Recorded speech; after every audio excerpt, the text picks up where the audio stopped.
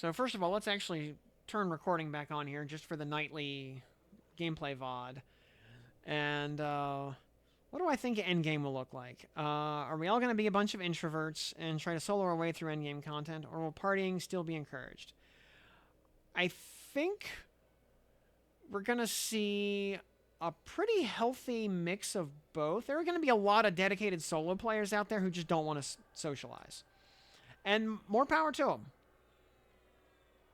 I really enjoyed soloing all the Pinnacle bosses on closed beta.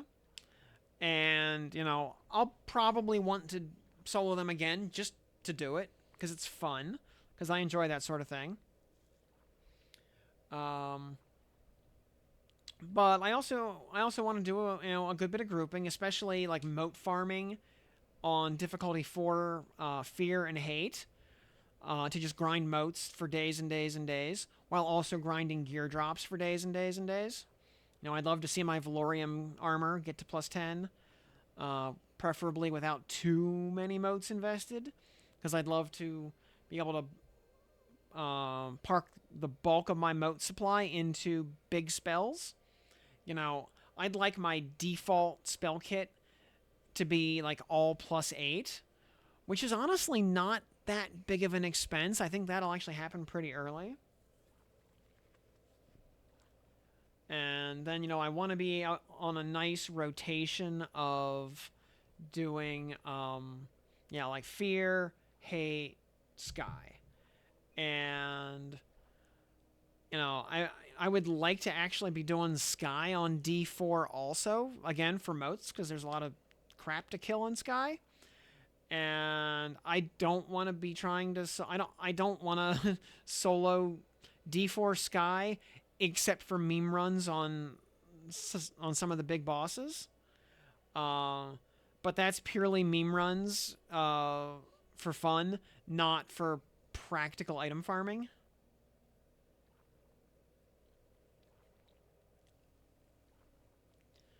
So, um, but yeah, like taking a group through like going up to like D4 Princess Island and just clearing it top to bottom to get the couple of trash drops that are in there, like the Golden Hilt, the Invigorating Gem, and the Crown of Elemental Mastery. Um, I would love to do that, or just plus those are all Redcon mobs, so they're going to be very generous with moats. So I think that would be a lot of fun. Um, I am concerned about how uh, how that island will what pulling the drakes on D4 multiplayer will look like, because those things are a little bit goofy. Because A, they're packed kind of tightly, and B, they have a lot of Z-axis movement, which sometimes or frequently does weird stuff. Like the aggro on that island seems very inconsistent. Likewise, going and doing like multiple Spirok Lords in a row would be fun. Just basically clearing the entire KFC island. Although suddenly we're talking about killing a lot of mobs, this is going to be like a big play session to clear D4 Sky top to bottom, and I mean truly clear it. That would be a long play session for even with a raid. Would be very fun though. Otherwise, though, the fact that I can just solo through the zone and at least tag the bosses and hit, and get all the big drops solo is really nice. And so yeah, that'll be nice. And I'm thinking, also thinking forwards, like what my kind of roadmap for progression is going to look like. And the goal, as you're going to see by my explanation, is basically by the time I hit 46 for the first time on the main kit, I want to be ready to hit the ground running on Fear, Hate, Sky go straight to bosses, go straight to grinding those zones, and be a credit to the team while doing so in multiplayer, but also have the tools to be able to do those places solo. You really like Paladin, Cleric, Enchanter for D4 boss solo? Yeah, there's going to be, especially in Sky, bringing Enchanter is just so valuable because there's a couple islands that are just not going to be single pulls.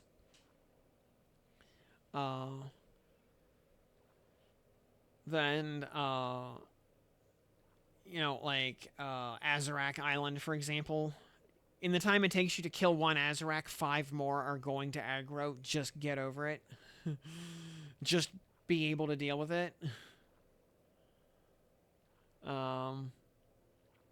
like one of my on one of my early like level 46-ish Nagafen runs, I had trouble splitting up the fire giants.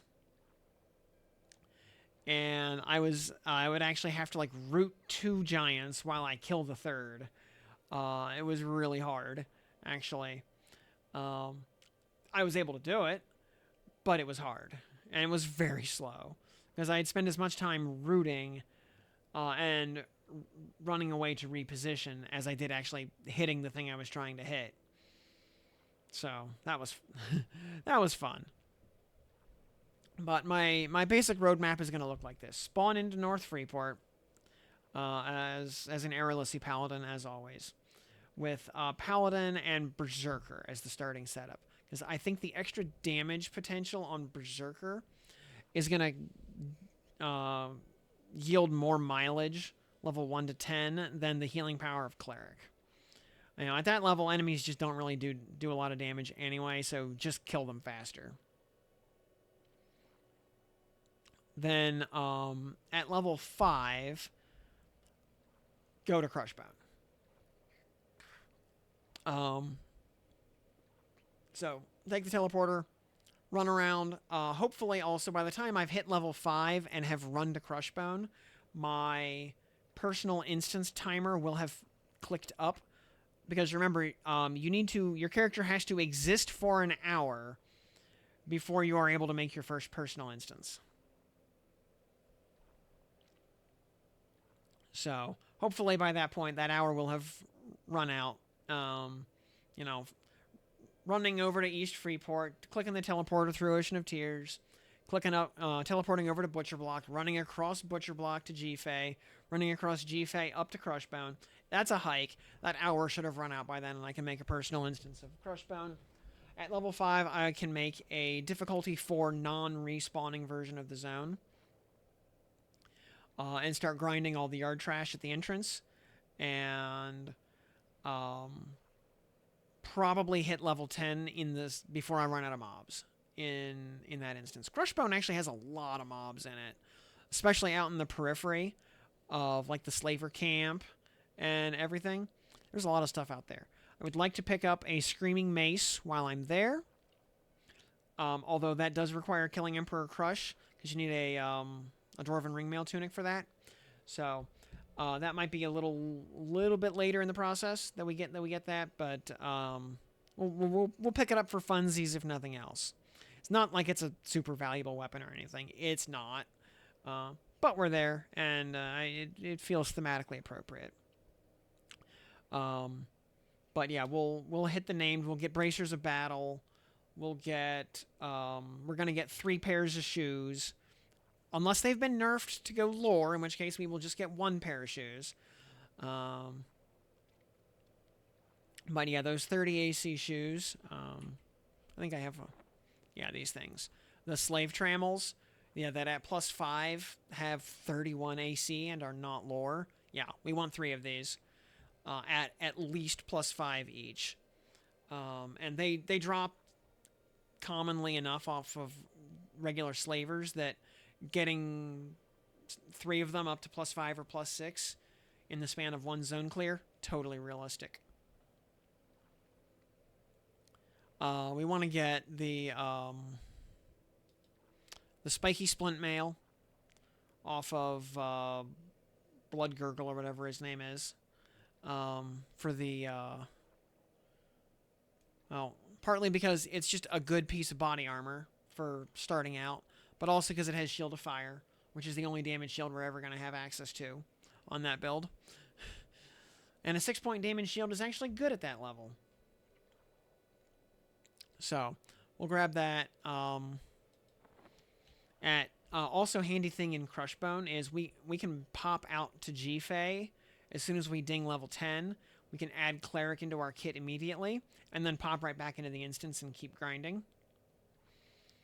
We also have access to a Cleric and Paladin guild right down the road in Felwith, so we can buy all of our spells without having to run back to Freeport.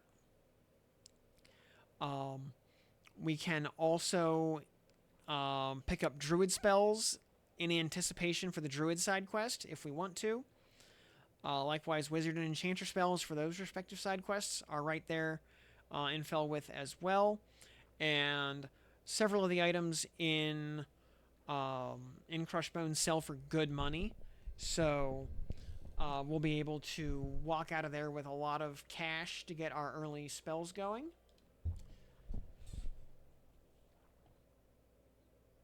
Yeah, let me get caught up on chat here. And let's see, Monk, Druid to start for you. Yep, then Paladin. You want those ports ASAP? Yep, I totally get it.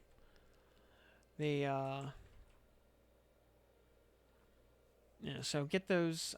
Basically, then Crushbone will go to 15. From the little bit of messing around in Crushbone I did here on beta, the XP falls off hard by 15. There's just not that many mobs that are level appropriate by 15. You've basically got the throne room, and that's it. So, at 15, it is time to head to everybody's favorite revamp zone, Befallen, and live there forever. So we've made a big pile of cash in the process, and so we've got spell money for multiple classes.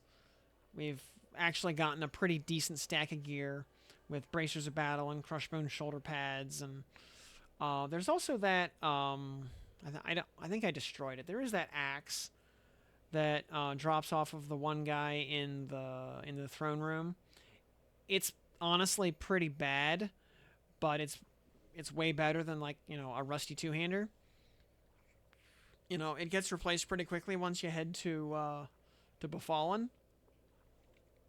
but it's good enough to get started with. And then we let's see. So we get to 15. We go to Befallen. We level our main trio to about 28 in Befallen. 28's the point where the Baron himself, the boss of the zone, is now a white con. Everything else is blue, with maybe some of the elves in the last area starting to turn light blue, maybe, or at least in danger of turning light blue. But yeah, we get the main trio to 28. Now we swap in Druid, level that to 25 to get Druid ports. Then we swap in Wizard, level that to 25 to get Wizard ports. Now we have fast travel unlocked everywhere in the world forever. So huge quality of life for the rest of the game. Then we swap in Enchanter. We level that to 16 in Befallen. And that gets us access to Mesmerization. So now, with Mesmerization in hand, we head to Najina. We get a couple of the key focus items out of there. Notably, things like the Clawed Knuckle Ring for Extended Enhancement 2. And J-Boots. So we get those. And then we probably do not stick around Najina for too long. Also, we are specifically saving Najina for when we have Enchanter on the kit, because there's a couple of spots in Najina that are just brutal without crowd control. Big trains are eminently possible in that zone. So just nip that in the bud and go in there with Enchanter. After we get the core drops out of Najina, we go over to Runny Eye. We get the Black Alloy Medallion, and we get a Black Alloy Bastard Sword. If we get a couple other goodies along the way, so much the better. But we're looking at, yeah, we just need one copy of the medallion, and I'd like to get that Black Alloy Bastard Sword up to at least 6. 6 is pretty easy. 7 is a bit of an ask, I think. So we get it to 6. We get the medallion. Anything else we get along the way, like the Blackened Alloy Coif, is a really nice bonus, but strictly extra.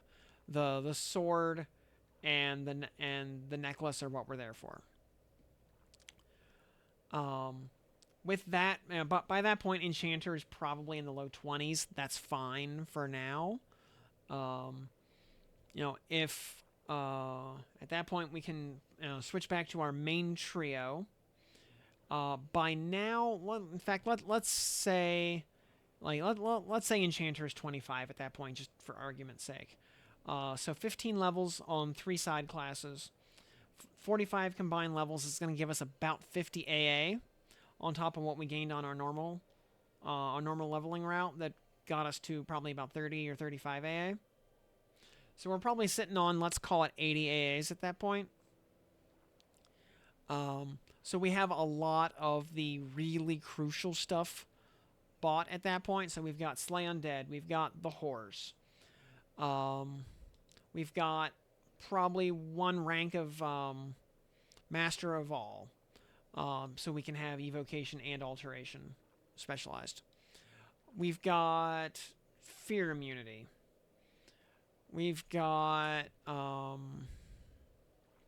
probably a few levels of Steadfast Will, probably a level or 2 of Adamant Will.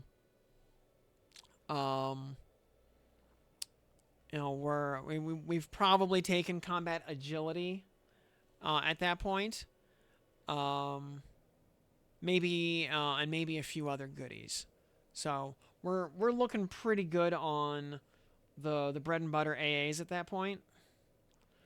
And we can start looking down the line at the slightly less critical stuff. And then, yeah, since we're 28 at that point, now that we've lived in Befallen for like 3 days, we can now move to Guck and live there forever.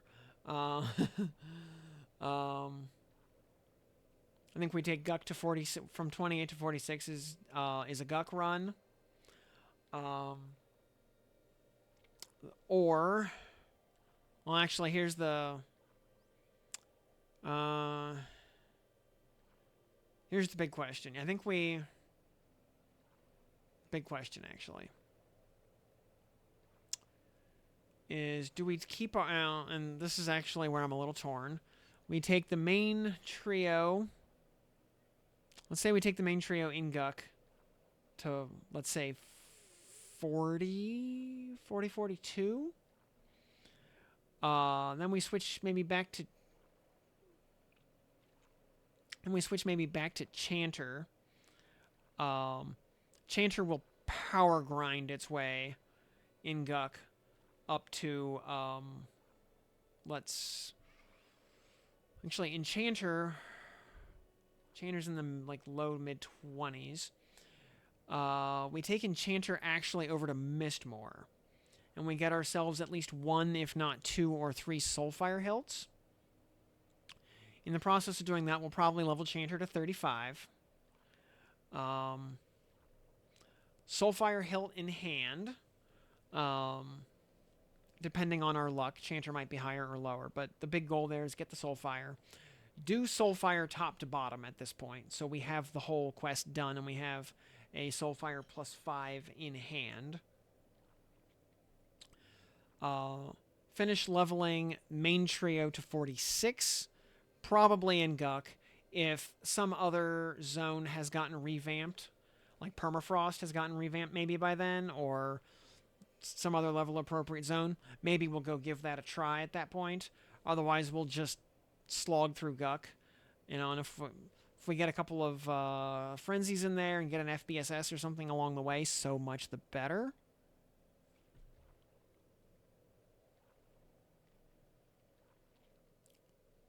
And let's see here. Yeah, you've never played Monk, so kind of excited to level one up. Yeah, Monk was fun when I was leveling it.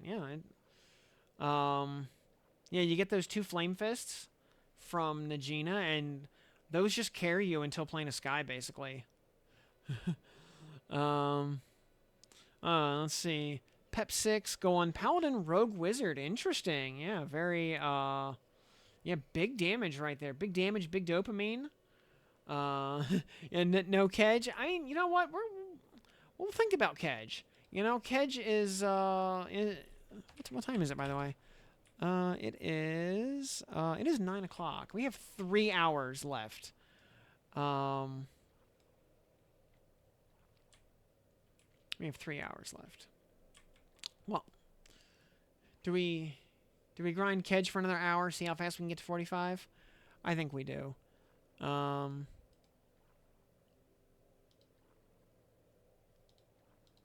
Especially since we have vanilla invis now, so we can actually just run around the zone safely. And is Charlize, hello. Yeah. Yeah, everybody else, yeah, hello, good evening.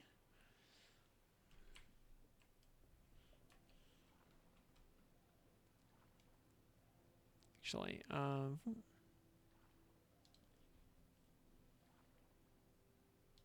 we had any spell updates at like 44? Counteract disease. Oh, that's next level. Listless Power Pack Shrew. Oh yeah, Valor of Mar, which is permanent and already on, so we're good on. Oh yeah, Shield of Brambles.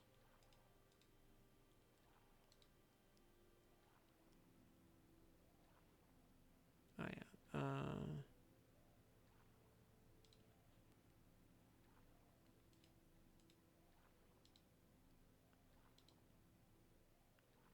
And Spike Coat. Okay.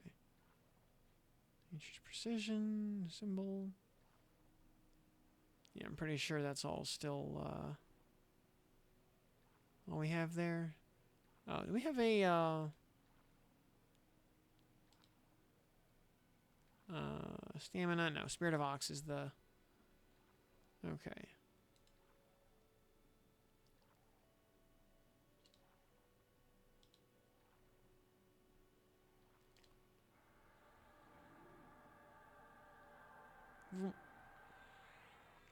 Alright.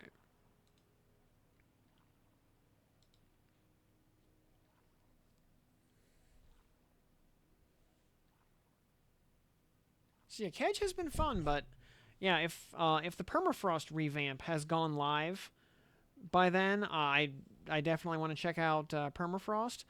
Might also do some Sol B to get Gebs and Jarn's Ring, though that will not be a big XP grind.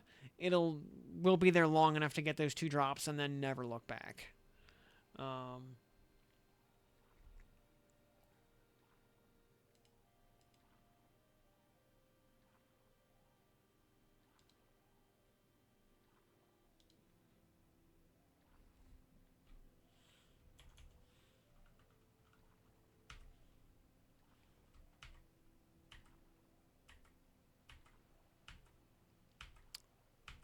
How many times do we have to cast invisibility before it works?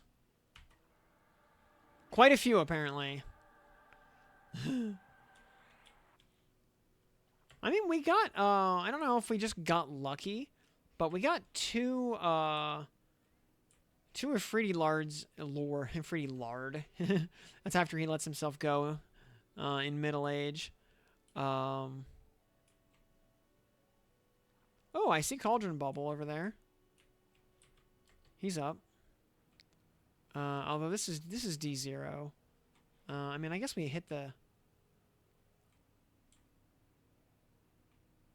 Yeah, I see. And Cauldron Bubble's actually active. That's cool. But yeah, we want a personal D2 instance. So respawning solo D2. We could honestly D4 is probably 100% doable in here. You know what? Yeah, let's do D4. Let's do D4. Why not? Let's see how Kedge is on D4.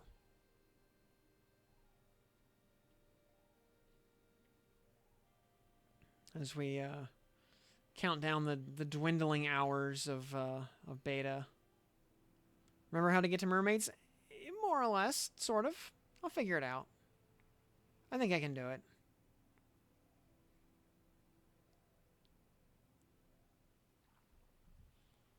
And again, yeah, since we have Invis, it'll be much easier than last time.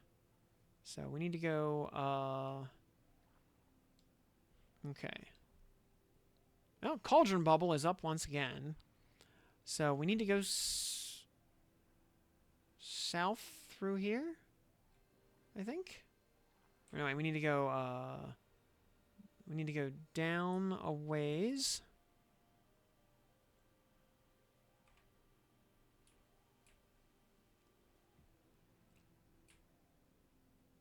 Yeah, because we need to go down here. From here, we can turn east. Go down this way. All right, now Cauldron Bubble is over right here. No, wait, this is Estrella's room. Okay. This is the mermaids. Okay.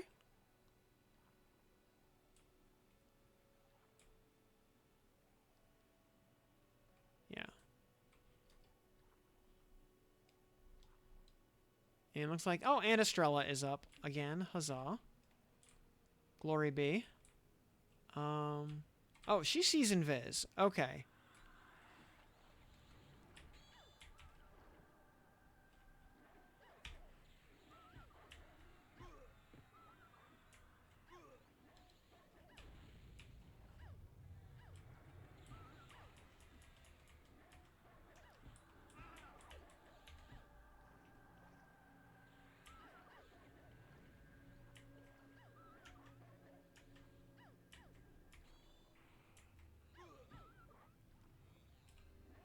Oh, actually, let's get rid of Estrella's pet first. And then swap back to Estrella herself.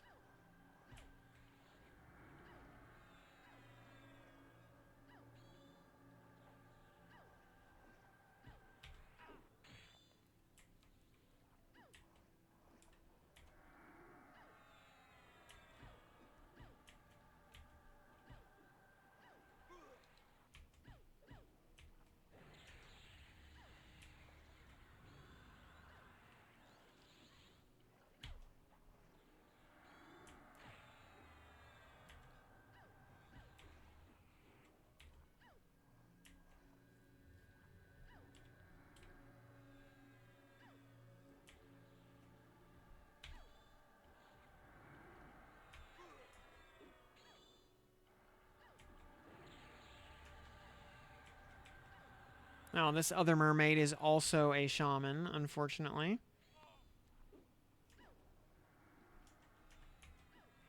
So we are in Heal City right now.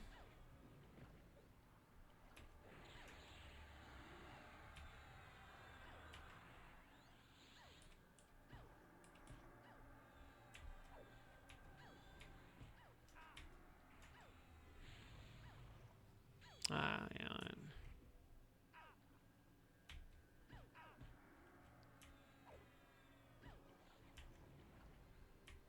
This might actually work. We might be able to just kill one while she's trying to heal Estrella, or while Estrella's trying to heal herself. There we go. That was the play. The Enchanter may as well get nerfed. I mean, I have personally said on multiple occasions that it should be. Uh, that it should have its level cap brought down to, let's say, 30, and then that higher level versions should be added with higher level caps, so that you're not locking down endgame with a level 16 spell that costs basically no mana.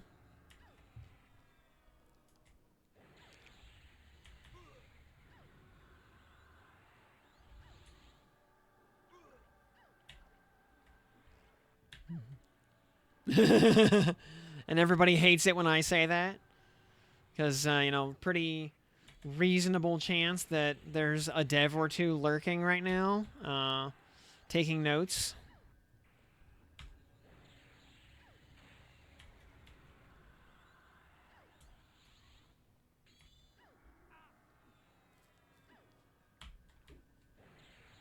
I give chanters some AA, then talk about nerfs. Ah, there we go. Nice Lamentation Blade. Which, yeah, sadly, like all the effort that it takes to get this thing, and it is worse than Babs in terms of damage ratio. Like, please just give this thing a little bit of a buff. Make it better than Babs. That's all I'm asking. Better than Babs. That's not a high bar. Because you can get Babs in the teens. The mobs that drop it are in, like Warlord or whatever his name is, or Battlemaster or whatever, is like level 22 or something. Estrella is red at 44. Yeah, just make Lamentation Blade a little bit better.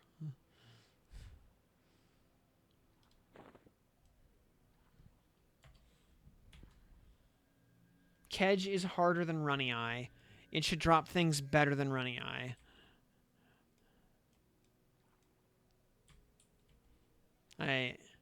I don't think that's a hot take, but what do I know?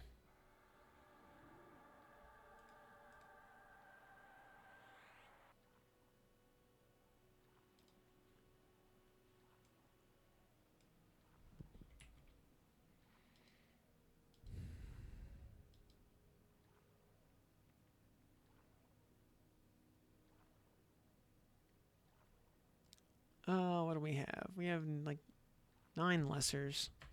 Let's just put 4 motes. Yeah, this will get it up to tier 4. Boop. Cool. Just to bump up Harmony of Nature a bit.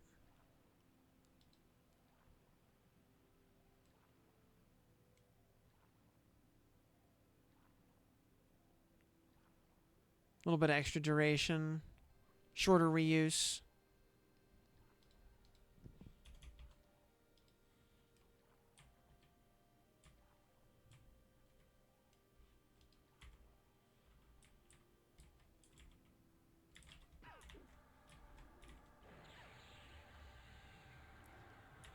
Devs don't listen to one voice acting. Don't listen to one voice calling for balance in a deliberately unbalanced design. No balance, only fun.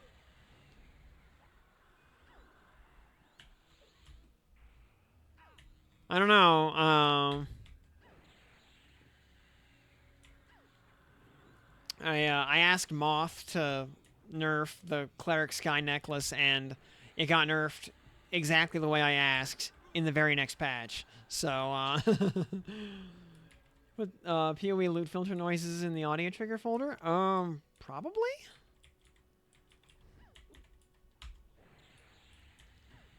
And you could set audio triggers for, like, big drops, so you could have loot filter bings and bongs and stuff.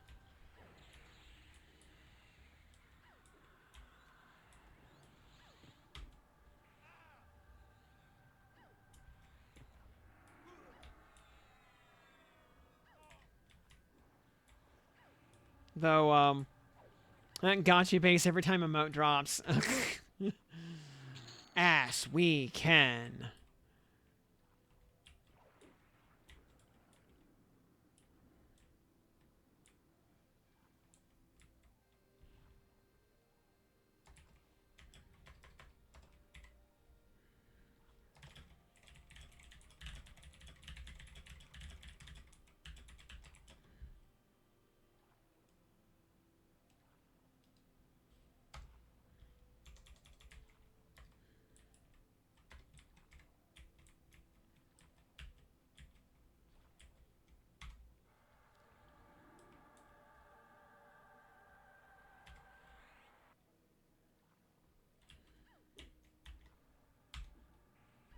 Also, and 2% for that last mob. You know, not bad.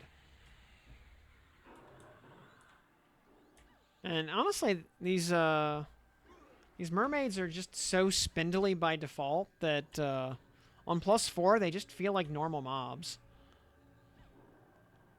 What difficulty will we level on live? D4 whenever possible. For drops along the way. Yeah, whenever possible. We'll probably do the bulk of gut grinding on +2. Because +4 gut gets just inefficient for XP. And in Guck, we're there almost exclusively for just quick XP. But if we're doing other zones, then oh, and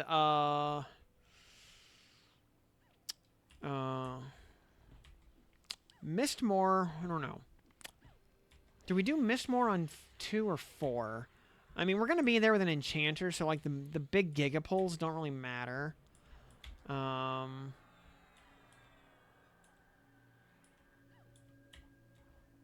honestly, most of that crazy aggro stuff still happens on lower tiers anyway. So, we might do Mistmore. You know, yeah, D4 when possible.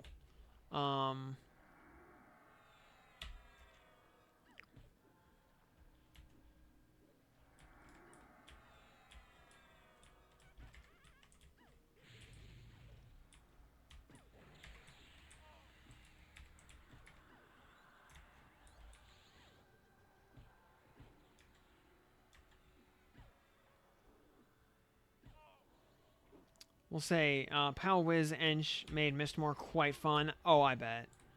I bet. You know. Big AoE dopamine. Yeah. Good times.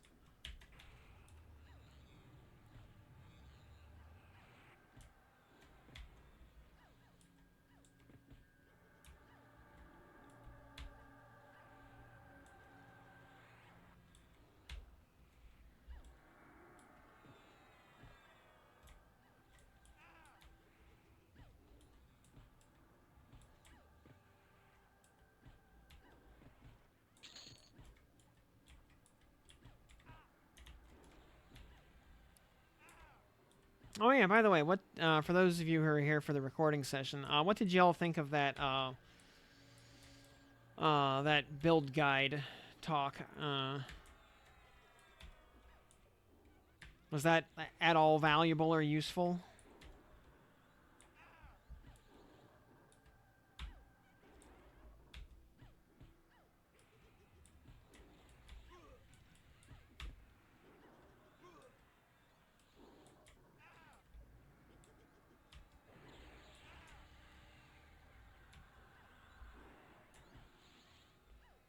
Spend some motes on color flux. Yeehaw, yeah.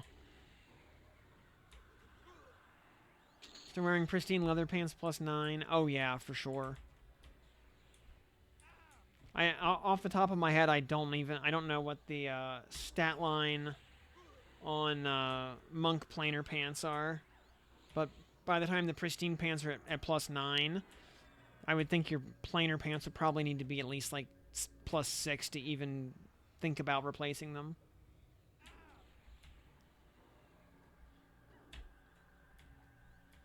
Yep, comments are important because comments are like the big thing that drive algorithm-based recommendations.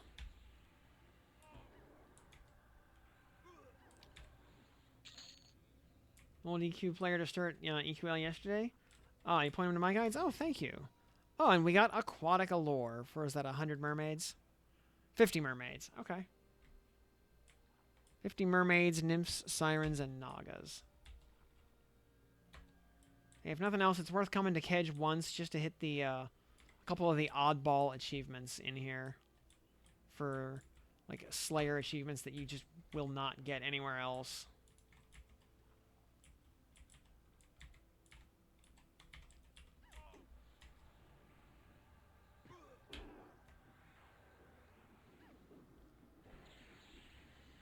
Final D4 boss run for the memories. Oh, very good.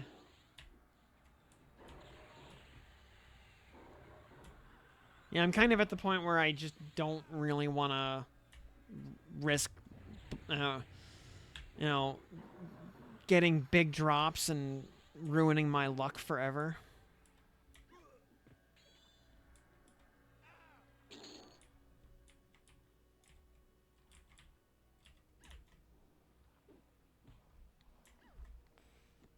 It's like I don't want to go to Plane of Sky because I'm afraid that an Ivory Sky Diamond would drop.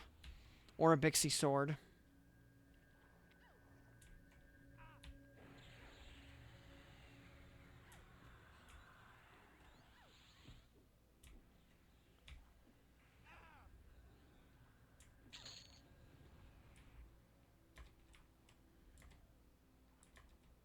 Oraline. Do we...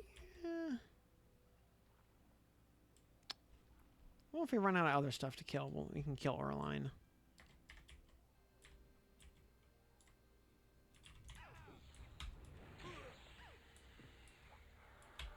You got Golden Hilt off of Sister herself. Interesting. I didn't know she was even capable of dropping it. I thought it was only the trash that could drop it, but, huh.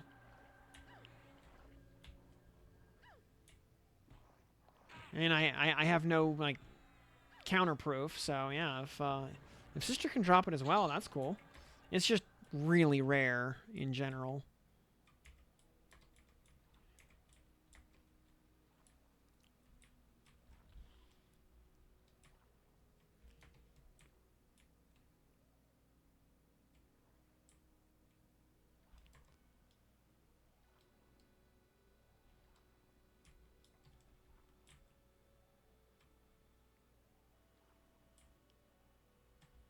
Where am I going?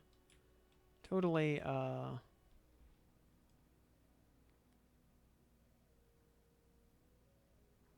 going up here. More, oh.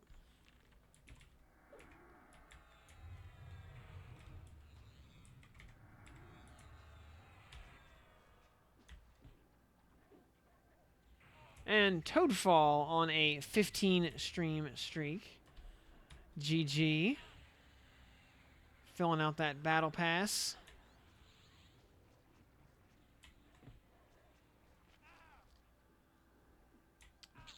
Gotta go kill Undertow for sweet drops. And if he's up, that's what we're here for. He is... Oh, he's up, based. Yeah, we can go... We can kill Undertow. Yeehaw.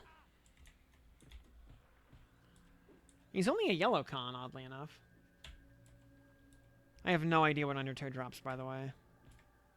I'm assuming it's actually not very good. Is that... Oh, wait, does he drop the spear? Or whatever it is? Like the spear or trident or whatever.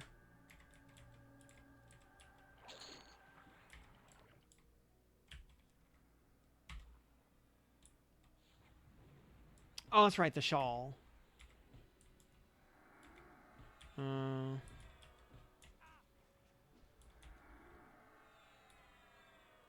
That's the chase item? That's right, yeah, the shawl. Other one is some mage staff.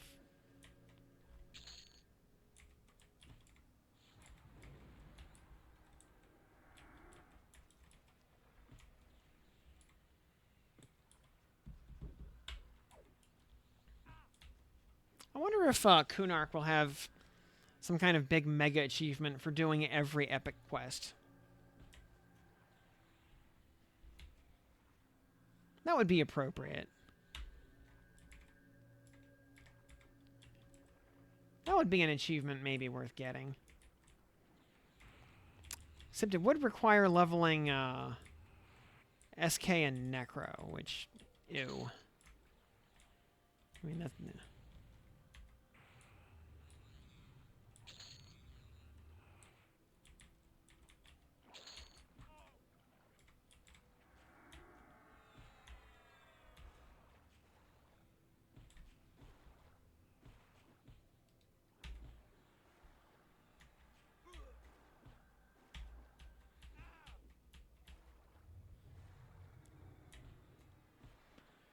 You've achieved touch grass.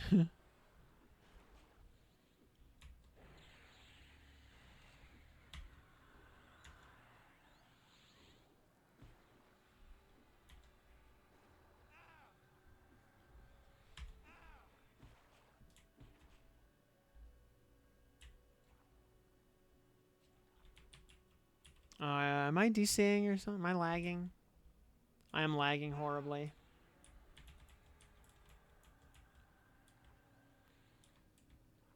Game? I think, oh, I think are we dead in the water?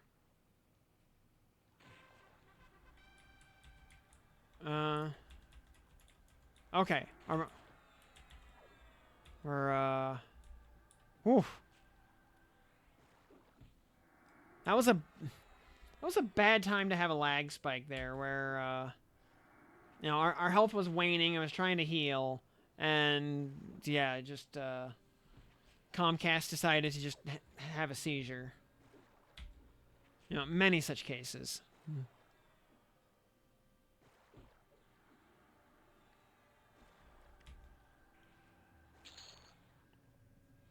And for anybody who was not here for the guide recording earlier, it'll be up on the YouTube channel later tonight.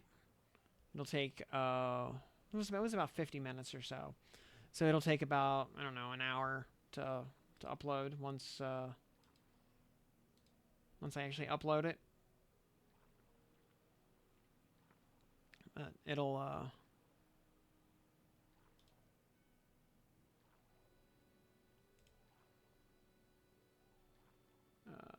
copy link address. Yeah, we'll yeah, there's the YouTube link. It plus all the VODs, I mean, yeah, it'll be up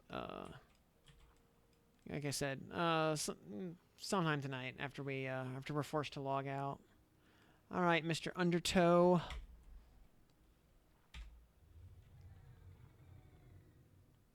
Undertow. Also, are we lagging again? I'm gonna say, are we dropping frames? No, we're good. Okay. Undertow. Also, Miyazaki's favorite place to be.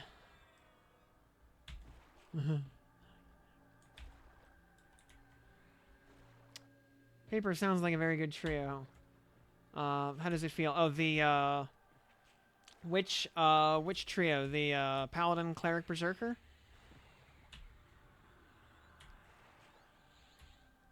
Because yeah, Paladin, Cleric, Berserker feels very good. Levels very, very smoothly. Power Range Beast. I've been playing this as a meme build for the Oops All Hybrids meme. And it's been all right.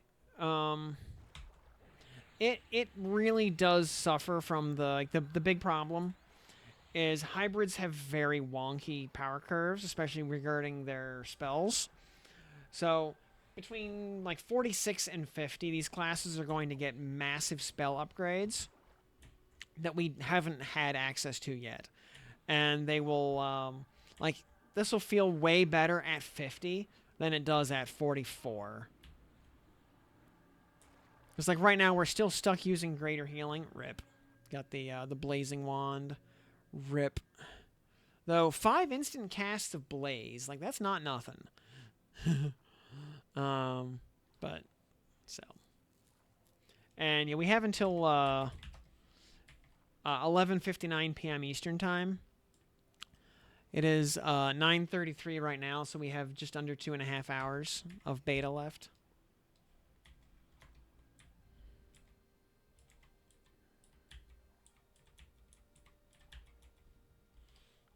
Although for some of us, we're always in beta mode.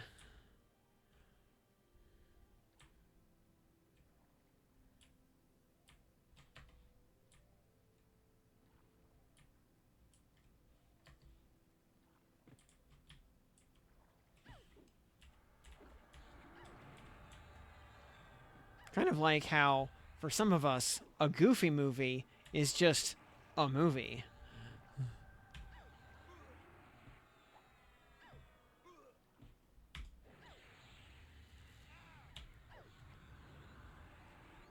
I'm playing in Warrior, Shaman, Enchanter for launch. Yeah, that'll be very strong.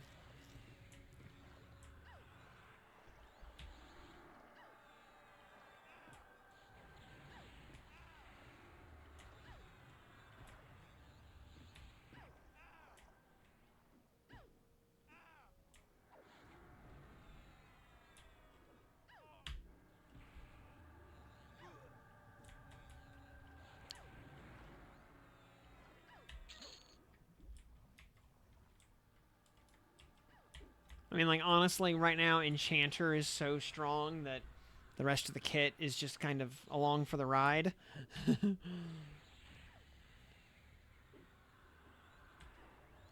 Charm Pets can just carry everything.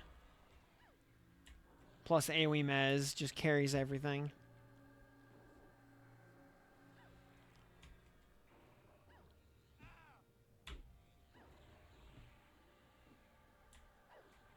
And, you know, when you're also a shaman, so you also have the ability to mallow. Oh boy, sapphires. Auto store.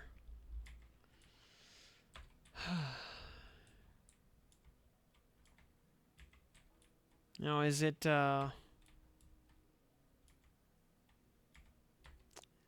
is it weird that, you know, even though we're gonna be remaking this exact character on, in a week, that, I'm kinda feeling a little bit, wistful that, this incarnation of the character will be going away. Yeah. Pal Burclair, so simple. Yup. You can just go full Grug mode.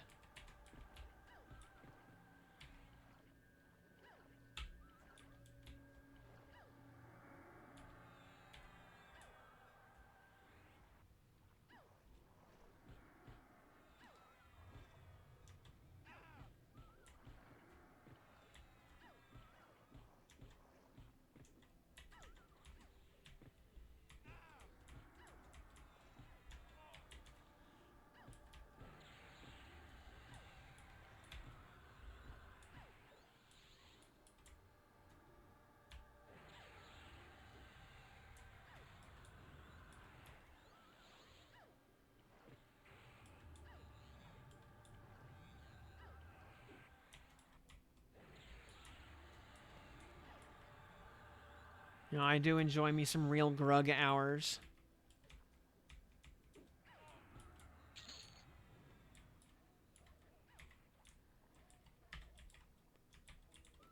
Also, yeah, just a reminder that we will still be streaming even when Legends is not available. Tomorrow and Thursday, we're going to be doing some, like, fun little goof around stuff like Zelda Randomizer and whatnot. And then Friday and through the weekend, we'll be trying out the new Path of Exile League. Since we're not going to be able to play this league terribly seriously, just due to the overlap with EQ Legends, we're going to be playing a pretty much a goofy meme build. We're going to be trying to make the Inquisitor's freshly buffed Instruments of Zeal Ascendancy notable work. I don't know if it will or not. That note has been completely unplayable since its inception. It got a big buff this time around, so maybe it'll be playable. Playable doesn't necessarily mean good. But I mean, considering I usually play single target name lock ethical melee strikes, you know, my bar for what is playable or not is pretty low.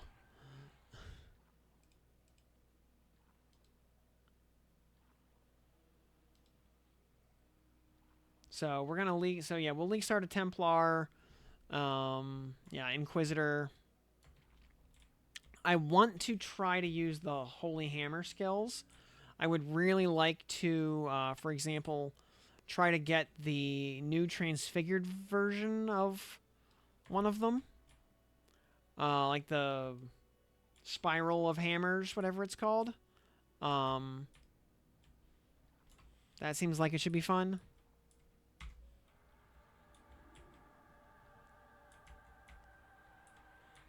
Maybe. I mean, I don't think we've gotten gem data yet.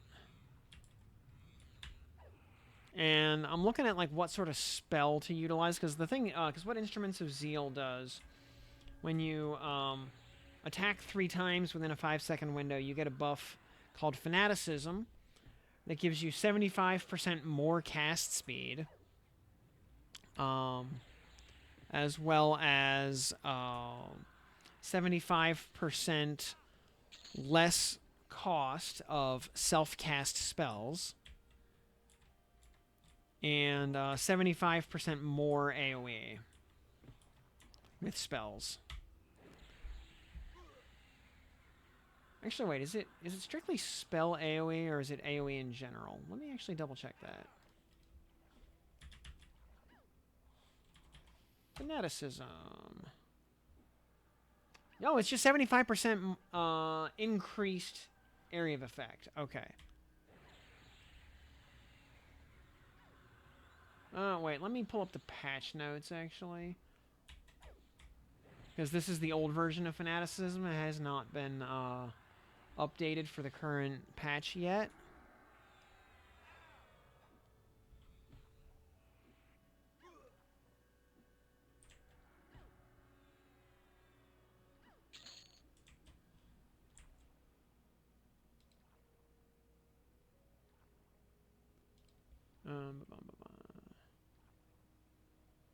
There is, no, I'll just go over here.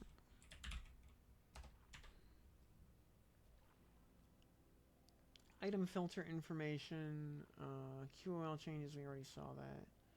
Forum, index, patch notes. There we go.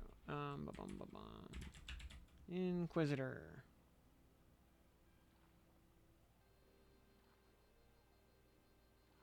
Okay, Instruments of Zeal, yeah. It's done 3. 75% less cost of spells you cast yourself. Okay, that was the only change. Okay, so still just 75% increased AoE. So just in general, 75% increased AoE. That's huge. I mean, that is like actually huge. So especially using those hammers that like do overlaps and stuff, that's actually potentially huge. Most meme build you've ever done in Path of Exile is Flame Dash Totems. Very nice. Lightning Warp Totems was always hilarious because it just turns your totems into homing missiles. I always thought that was funny.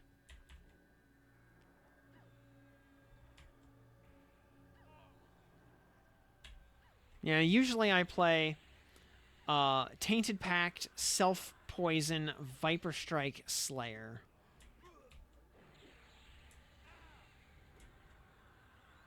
And to toot my own horn for a second, I saw on a recent league, I saw a notable uptick in people playing a build suspiciously similar to mine. In fact, I saw at least one guy just straight up playing my build verbatim. So, Tainted Pact usage was way up. So I think people were, and it coincided with my build guide having a sudden uptick in view count. So I think people were like actually following my build guide, which was kind of cool.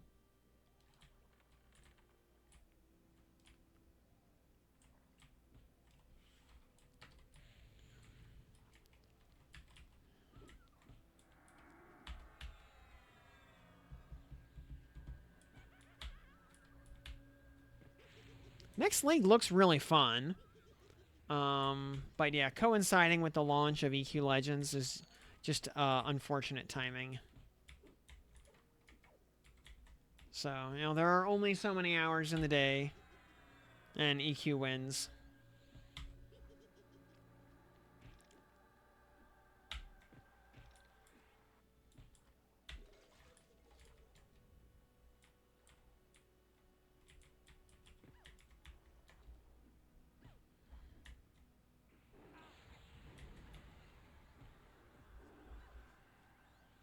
We'll also say, yeah, difficulty 4 in here, yeah, not a problem at all.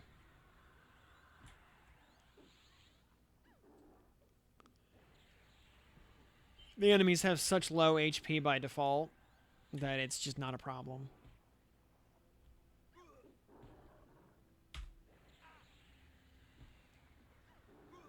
How's the XP? Well, we're at 57% so far.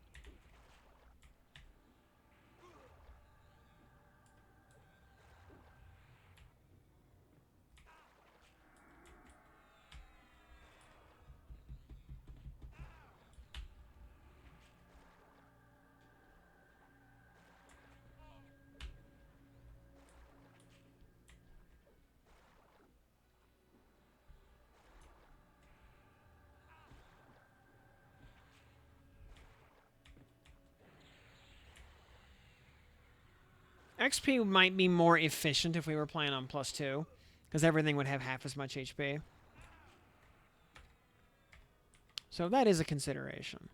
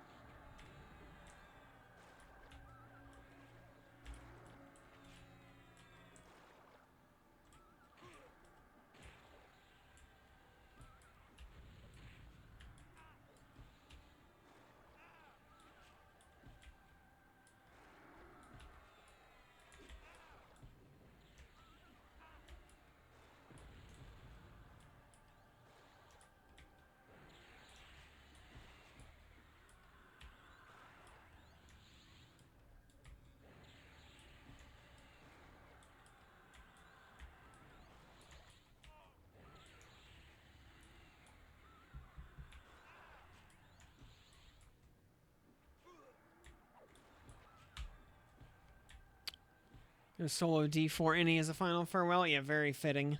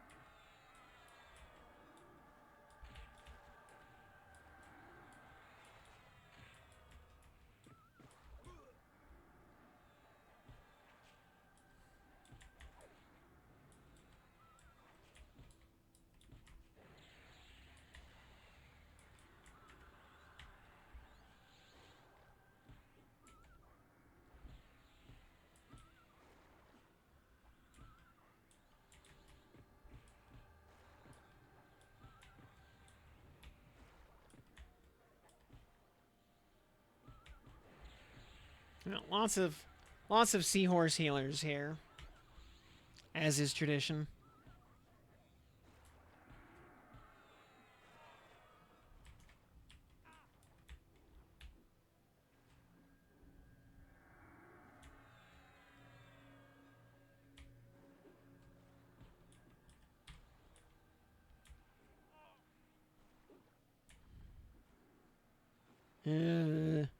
Tolucan Detalaire wouldn't have needed to LOH there.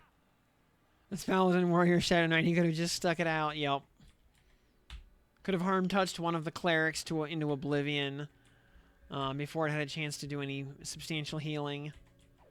Could have just relied on his troll regen to stay alive.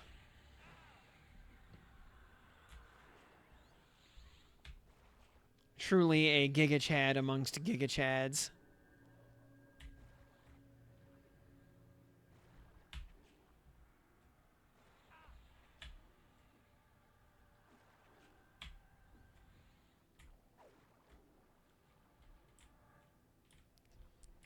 Some say he may even rival Shadow the Hedgehog as the ultimate life form.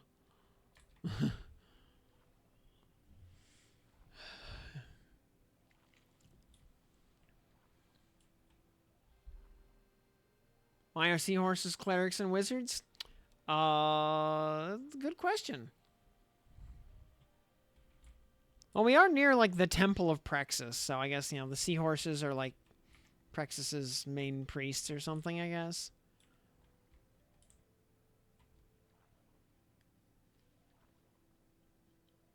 Or maybe Finnegal just needed some heal bots, so he could play a DPS class. So he taught all the seahorses to be, to be clerics.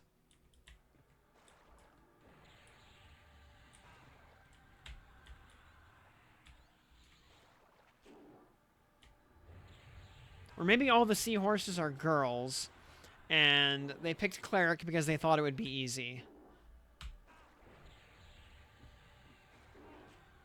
Not knowing that cleric is secretly one of the most stressful classes in the game.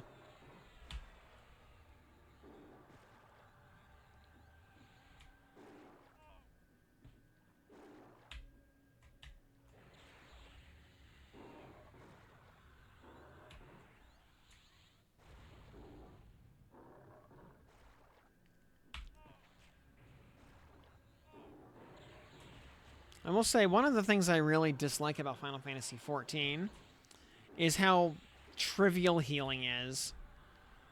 Because everybody has basically infinite mana, like, resource management is just not a thing in that game. You will never go out of mana, no matter how hard you try, pretty much.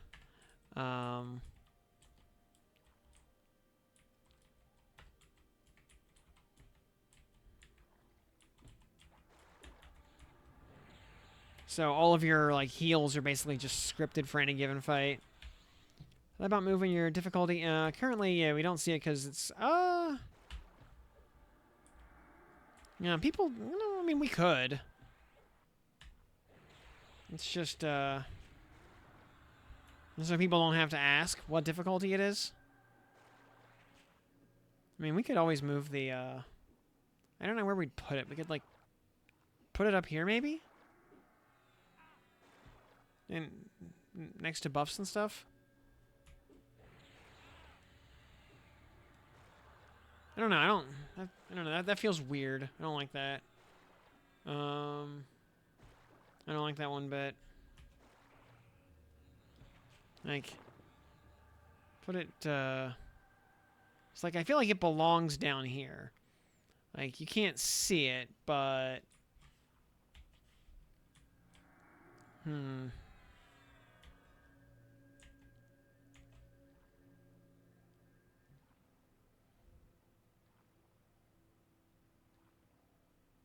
It's like, or if I move,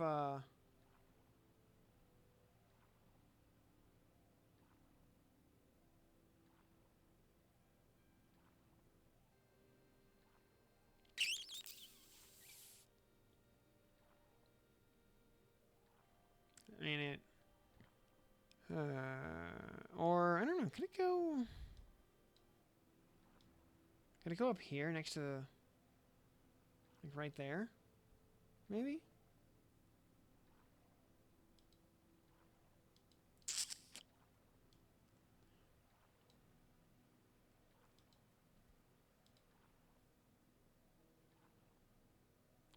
This is not so bad. Putting it right there? I don't know. That kind of works, because this little... It's just the right shape, actually. It fills in that little gap quite cleanly, actually. I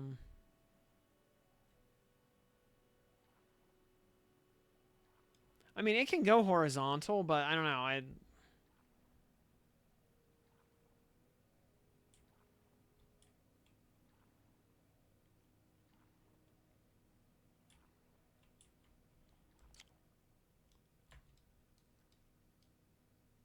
That's what she said.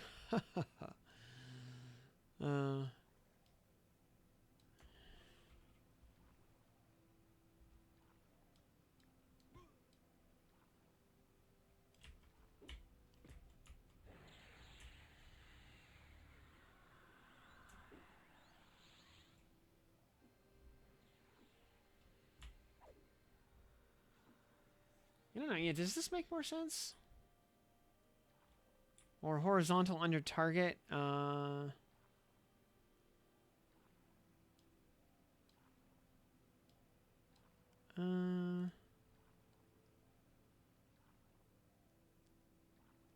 wait. Horizontal. You know what? Ooh. Yeah, horizontal down there. Although, oh, no, wait, because then it covers up enemy buffs and debuffs. Maybe like right there, actually? I don't know.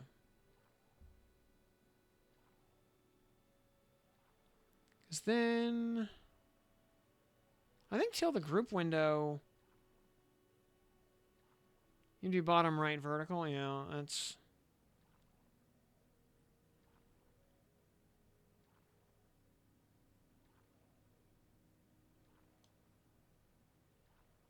Even up here, horizontal.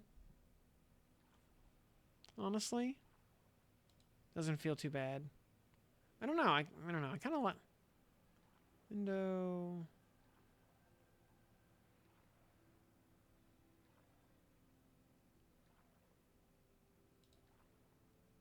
I feel like vertical right here kind of works. It slots in kind of cleanly right there. I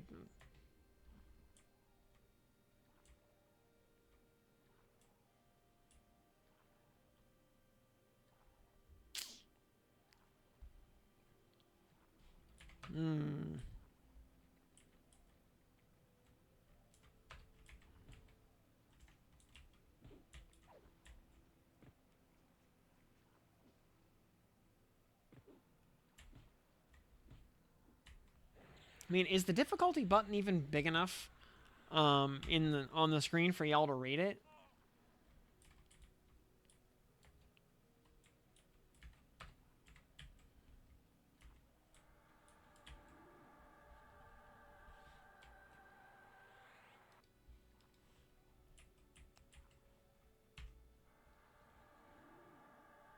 One quarter of the screen is the game view. Yep.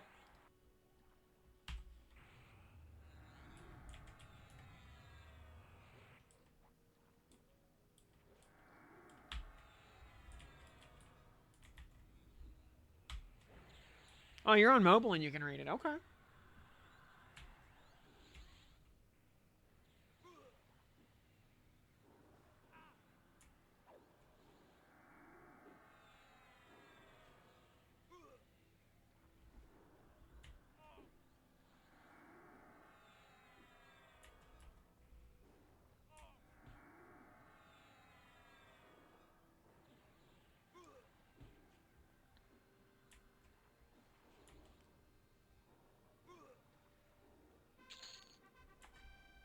Yeah, so like the only thing you really can't see now, if I take my ugly mug away for a second, is just this extra hotkey bank down here that is basically just a dumping ground for mostly stuff from other kits. I'm sure that those couple of seconds were glorious. You didn't have to look at my face there.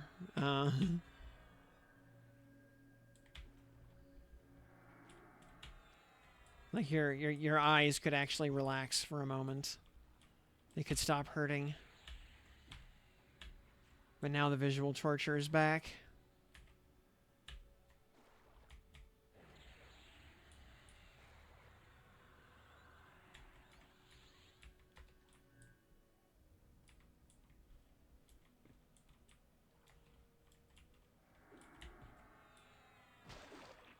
These dumb piranhas.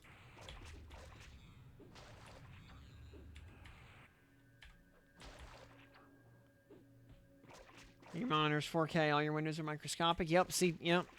This is why I am in the 1080p club.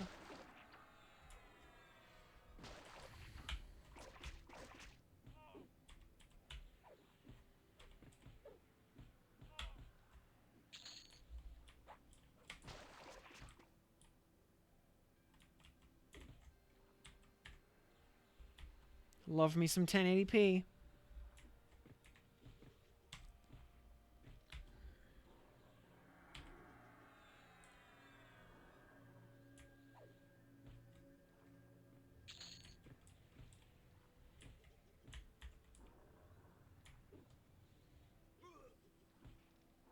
Looking forward to the UI overhaul. Yeah, I think the UI work so far has been fantastic.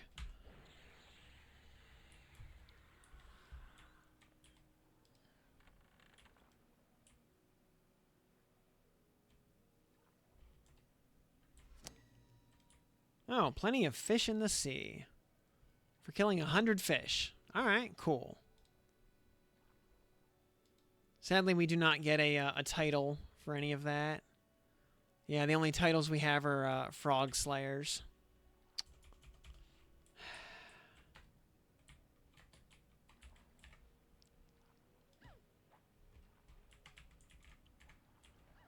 Oh, we actually see some occasional light blue mermaids in here. That's kind of surprising.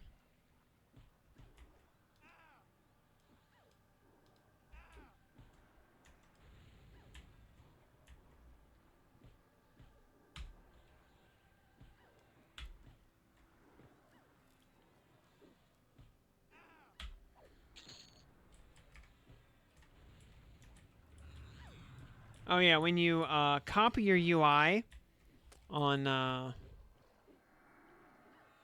interface, when you copy layout, what that actually that's it really should say paste layout because you're picking another layout to paste into your current setup.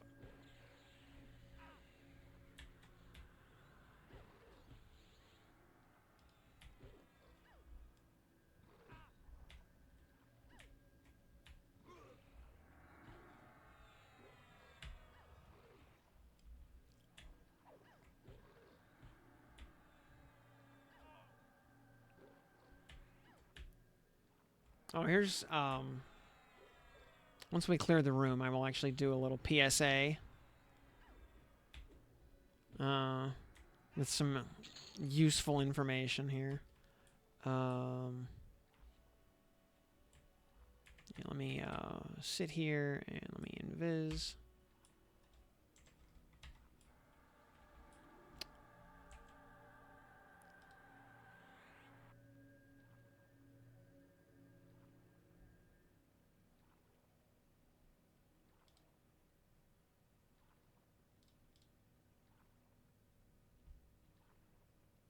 And put my display capture up there. Okay, so in your EQ Legends folder, wherever that is, you can just basically search for your character name, and you can find all of your UI files and whatnot. And so like UI underscore character name underscore server name underscore loadout number. So if you have different UIs for different loadouts, you'll see like LO1, LO2, etc. So there's your UI. And the UI itself. Come on, Windows. Move the is actually it's a plain text file. If you ever need to, you can actually manually change all these values in the text file. It's just plain text. Likewise, LF underscore character underscore server.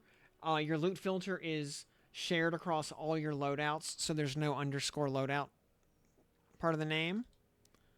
But if we open this, it is also a plain text file that you can just manually modify if you want to. So you can go in here and like change what happens to iced bone chips, for example. You know, or if you want to just clean out your loot filter entirely, you could just delete the whole file and start over on loot filter.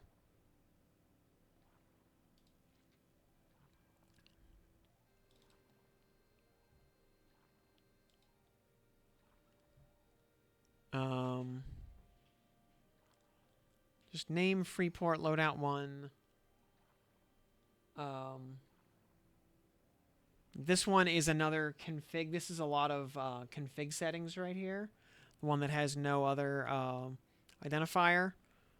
This is basically all your hotkeys and stuff and spell loadouts and whatnot in this file.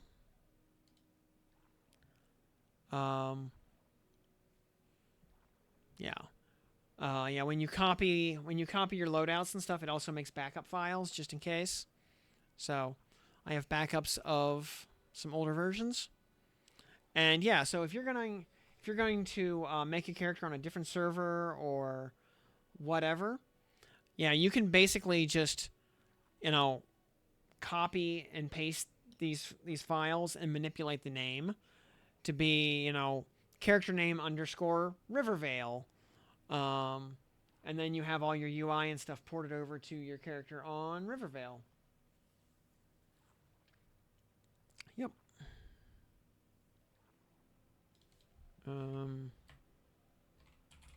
Config, does it? I don't think it'll search that. Yeah, there's, let's see, because, let's see, audio triggers are global. User data is, yeah, which is where most of that stuff is, by the way. Also, yeah, your ignore list is just a plain text file in here called ignore list. So, also, if you're looking for some of those files, by the way, loot filter is in the user data folder.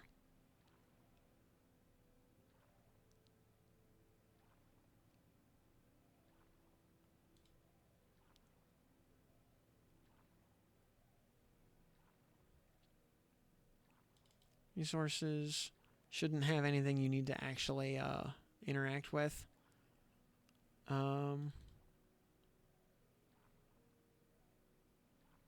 But yeah, a lot of this are achievement associations client. Can we open this? Okay, you can. It's completely unreadable because it's all just like pointer variables.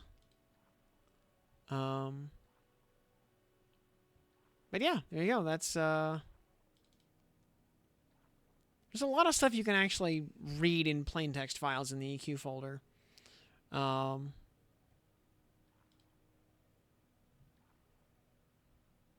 So yeah, there you go.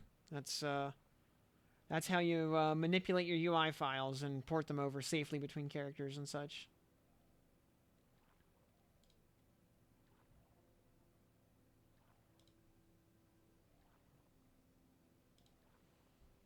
Good short. Yeah, that maybe we could actual. I mean, I don't. As much as I, you know. Oh, Shalara Ebb Hunter resisted resisted harmony because of course she did.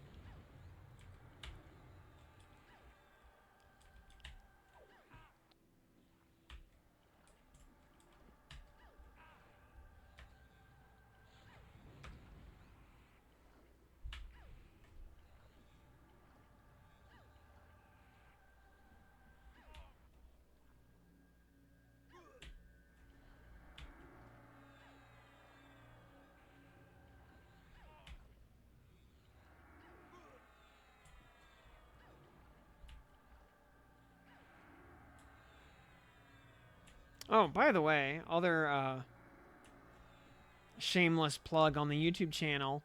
I have a full set of long play VODs for the game Feta, the Emblem of Justice, which is a pretty fun strat RPG for the Super Nintendo that never got released outside Japan. That was made by the artist of Shining Force. And so, I mean, unless you happen to be a fan of obscure Japanese strat RPGs, it's a game most people have never heard of before. But it's pretty good, and it's kind of interesting. So, oh, did you? I played a bit of Quarm. I played Quarm up to about level 30. And never touched P99 though. Oh, the AA guide is quite popular. Let me see. Is that channel dashboard? Let me refresh this.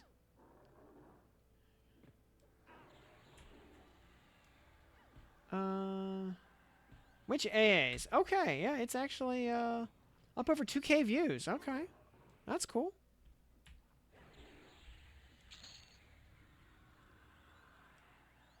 It is actually oh, in the first 20 hours. Okay, that's cool. Up over 2K, yeah, way above average. For the first 21 hours it's been active. 10%, 10.4% impression click-through rate. Average view duration, 17 minutes. Actually a little bit less than average, which is interesting.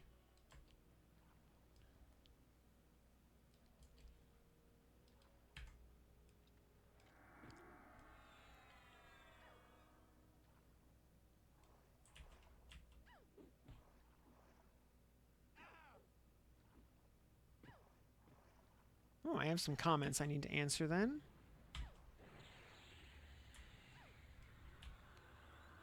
Run through it.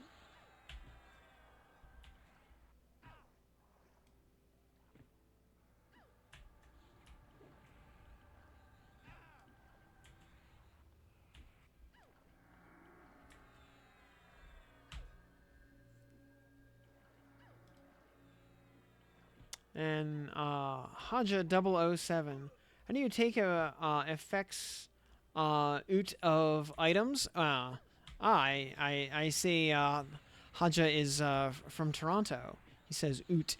And basically you need to upgrade an item to an appropriate upgrade tier. So +1 for focus, +2 for clicks, +3 for warn effects, +4 for procs. And then when you upgrade that item, this exaltation slot opens, and you can just click on that and pull the thing out. And then you get this item to plug back into other items.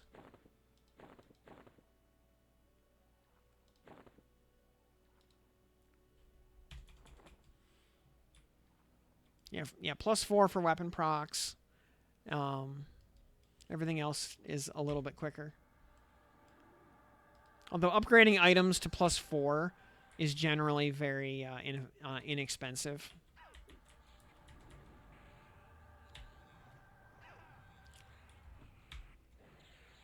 They're going to have to kick you out in a boot. Yeah. Going out for a rip, are you, bud?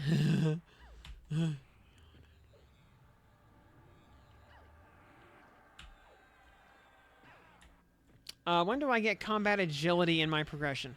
Pretty early. Yeah, pretty early. It is definitely the first of the 3 tanking AAs. My general roadmap would be slay undead first to facilitate all other grinding. And by then, it's also time to get a horse. So, get the horse for quality of life. Then it starts to get... after that, I want to say it's a little bit more vibe-based than anything else. Chain killing Asaka, mace is worth 3.5 plat. Nice. Yeah, that's good money. Yeah, getting basically fine steel prices at level 10. Yeah, just awesome. I mean, yeah, it's an enchanted fine steel mace, so it sells for the price of a fine steel mace. What a concept. Truth in advertising, apparently.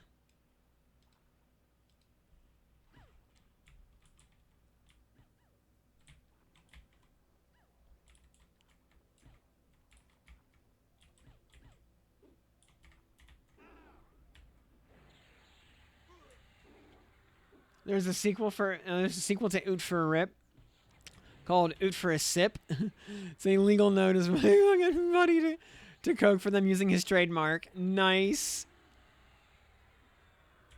He's just his real lawyer and everything. Awesome.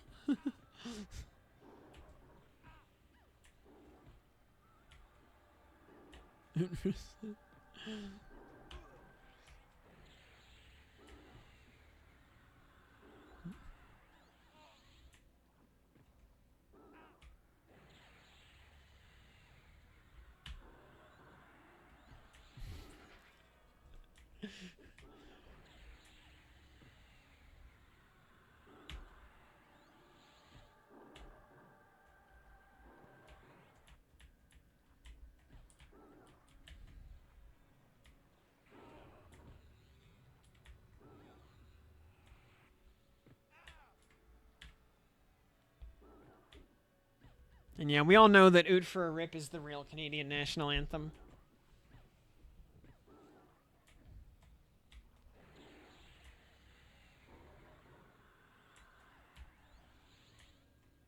Oh, Canada is really just there, to trick the tourists during baseball games.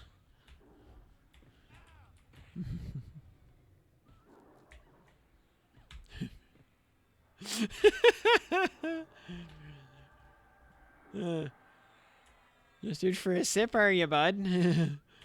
Cease and desist notice.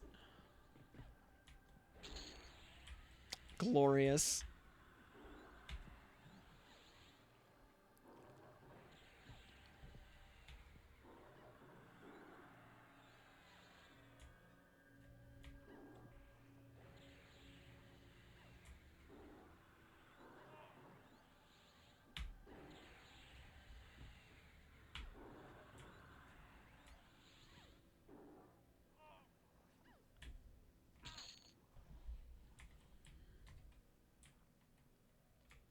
I wonder how many people are now actually doing on some of my videos are now actually doing the drinking game of every time I say waste of ones and zeros, take a drink. I do want the link. Yes, please. Actually, wait, can I just find it immediately? Out for a sip.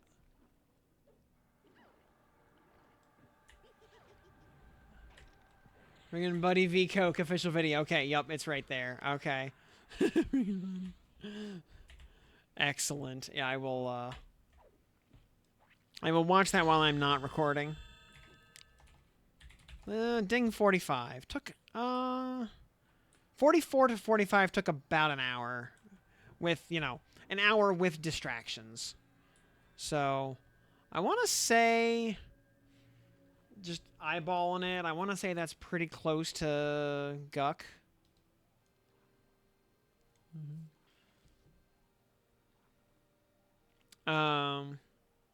Is there math somewhere that shows why agility is so much better than the other two tank A's?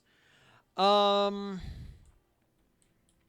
mean, I'm sure there's probably like years of vanilla parses and stuff to back it up.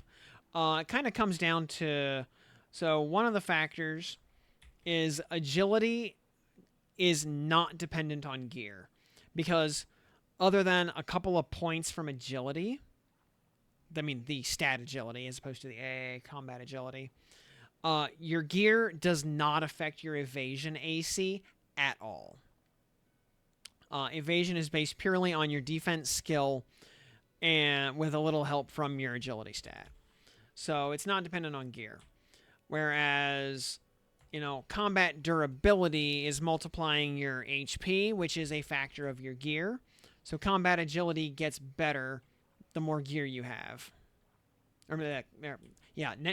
Natural durability gets better the more gear you have. Combat agility doesn't care.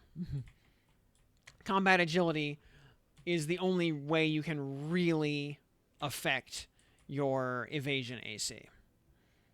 It is otherwise a stat you can't really do much with. Likewise, combat stability is increasing your soft cap and then recalculating your AC appropriately. Or rather, because your soft cap changed, your AC gets recalculated appropriately. So, the more AC you have, the more, the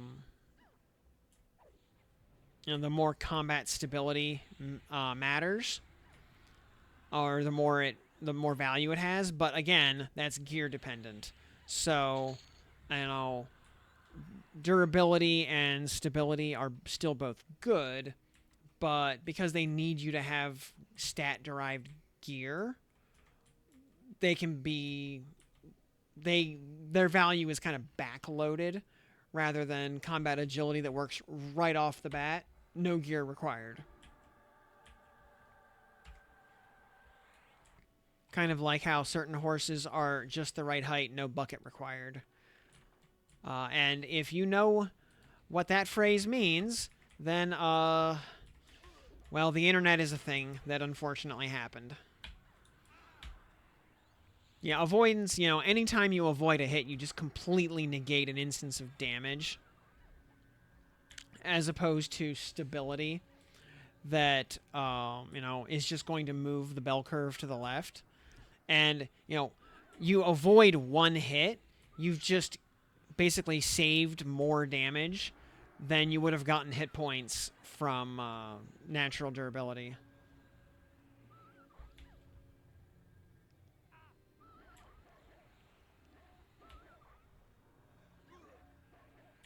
So, you get the, depending on the mob you're fighting, you avoid 1 or 2 extra hits, and you've gained more effective HP than natural durability could ever hope to give you.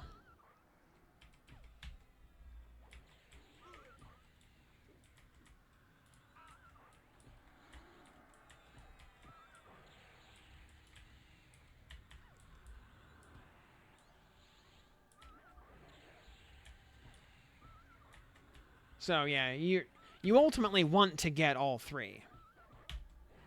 Because not dying is the first step towards winning.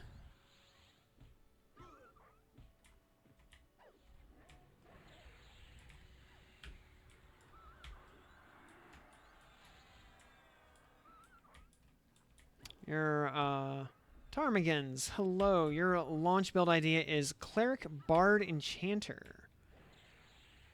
I have a feeling your damage will be a bit low. Oh, that's what charm classes are for. Or what, charm pets are for. Yeah, you're an enchanter. Yeah, use charm pets.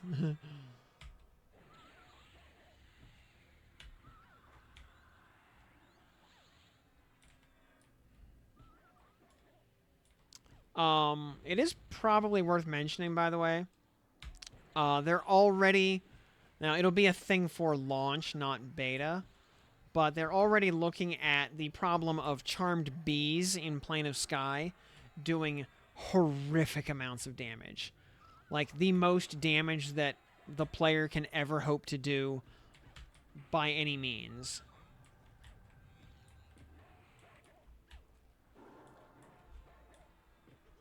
So, charm is really, really strong right now.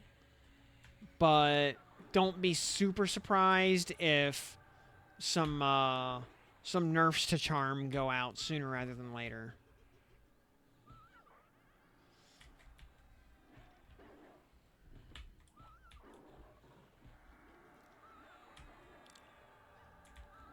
Gonna fix chain stunning. Yeah, they're working on that. The system that's in place right now just doesn't work, but that is that's a thing they're working on. And oh boy, we got a shark bone hammer. We got a weapon worse than stuff from Befallen. Oh boy. Do I still have my like sort of the lost even? Admittedly though, that's Paladin Shadow Knight. Let's use Baron's Blade. Yeah, Baron's Blade at +6 is 0.533. So, like Sharkbone Hammer. Also, Baron's Blade has stats on it. Sharkbone Hammer has a little bit of wisdom. It's got 5 wisdom by default. But it's not gonna match Baron's Blade. So yeah, please, Kedge would be a great zone to revamp. It is so unique. But yeah, the items are just so outclassed by revamped stuff that the drops in here are mostly bad. Spam AoE stun and bard songs.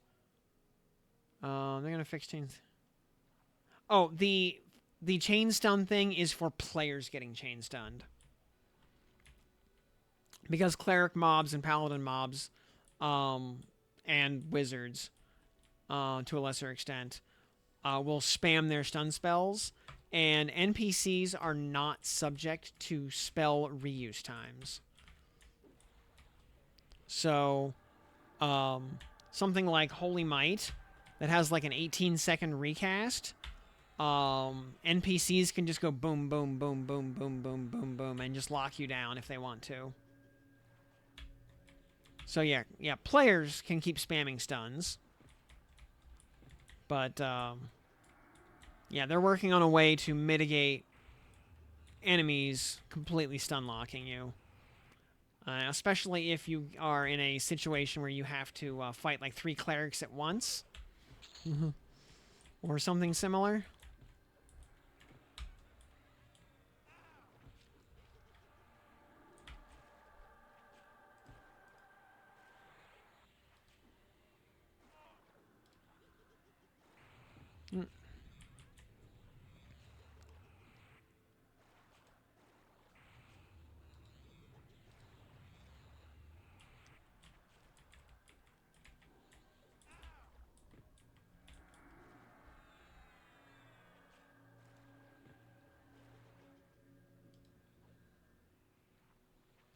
There we go.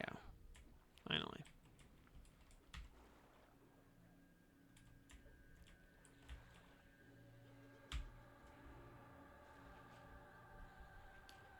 For their drills know what HTU every other round of combat. Yeah, because she was like proccing it for some reason on her melee attacks.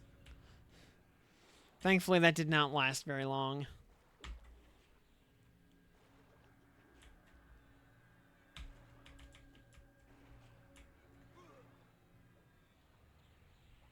Yep, one more week.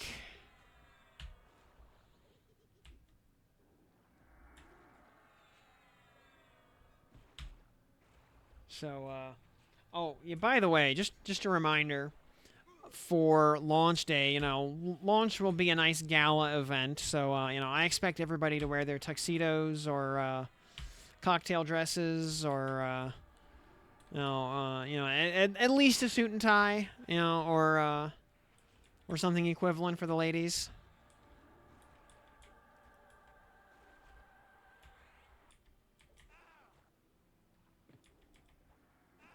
You know, maybe a nice, slinky black dress a la Breakfast at Tiffany's.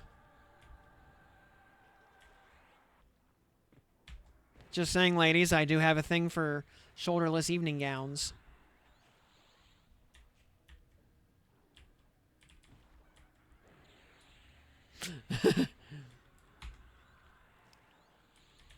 Yeah, you'll wear your birthday suit? Well,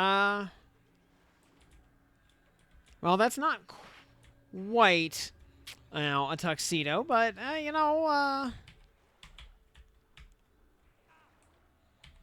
we can, I'm sure you can make it work.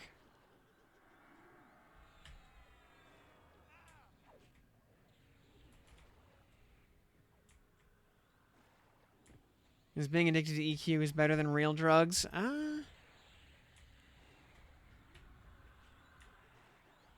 mean, probably. I mean, I have it on good authority that cocaine is a hell of a drug.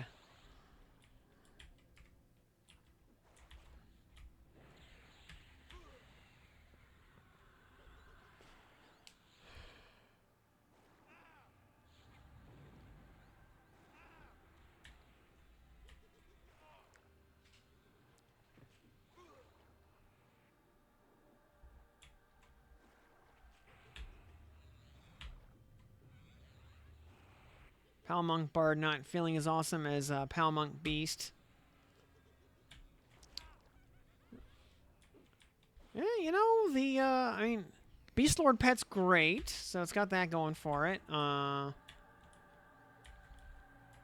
But, you know, Bard songs get really good, although, you know, Beastlord works right out of the box from level 1. You know, Bard takes a while. Best to start seems Beast Cleric till 10. I could see that.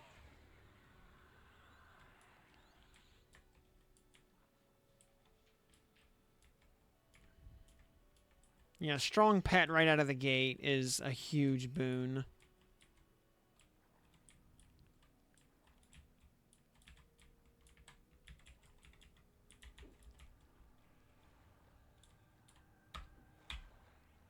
Yeah, no reagent pet. Yeah, super strong.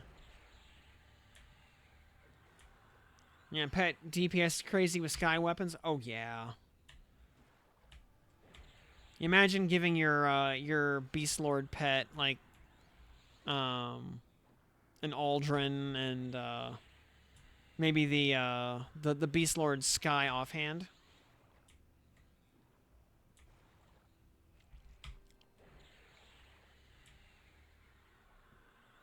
Oh yeah, bards rip big numbers with DDD. Kirby Chud's absolutely blown out. DDD is forever the boss of this gym.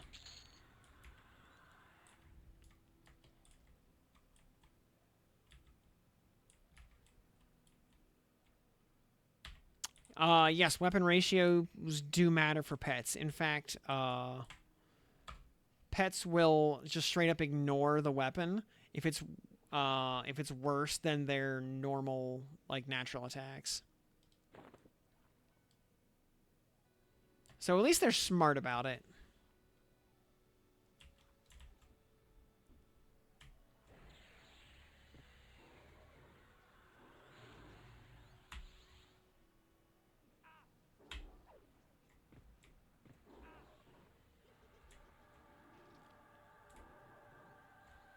Oh yeah, yeah.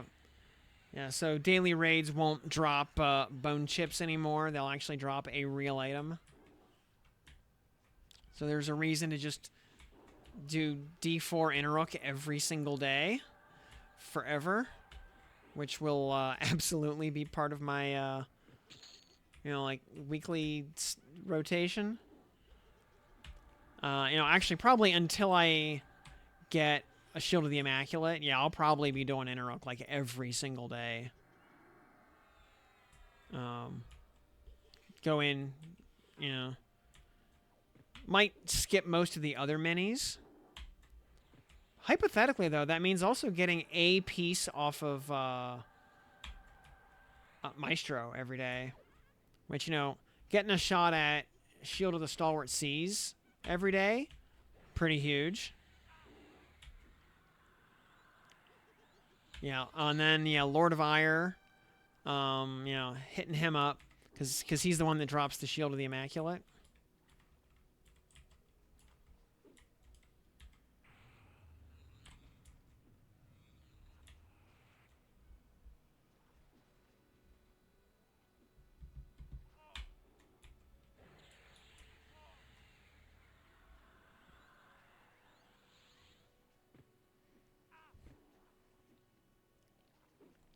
Should be a piece from each difficulty, since the lockouts are difficulty specific.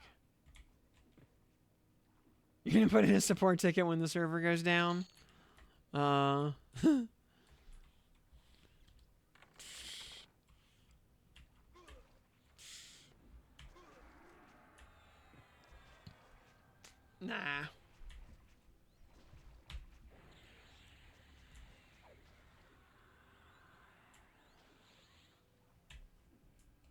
Though, just in case any devs are lurking, I would like to once again remind them that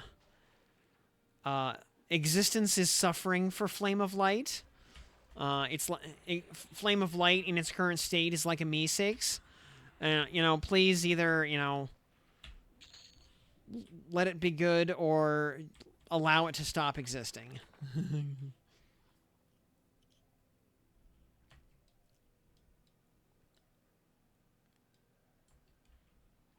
Oh, we're starting to see more light blues in here. I don't like that. Because light blues are basically worthless.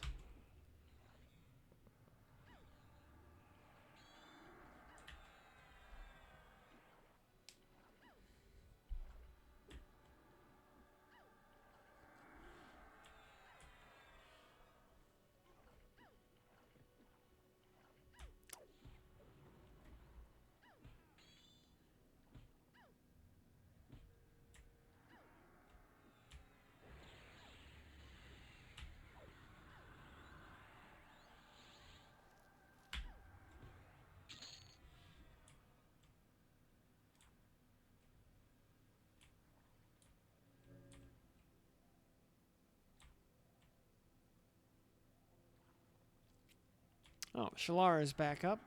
Hi, Shalara.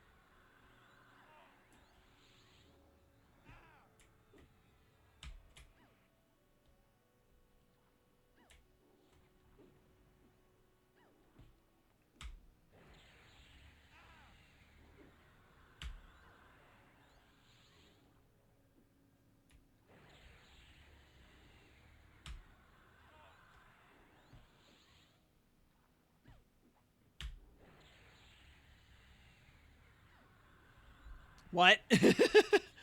What?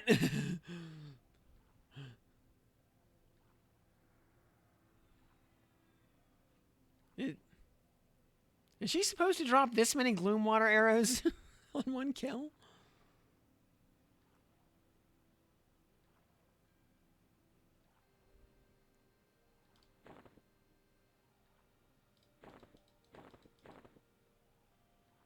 I mean, we take those. And I mean, it's an upgrade over our basic arrow plus 4.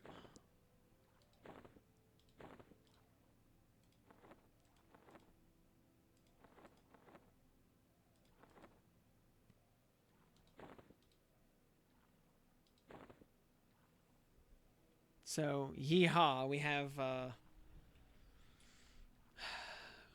a real arrow now, and we didn't even have to do Mithril Champion arrows.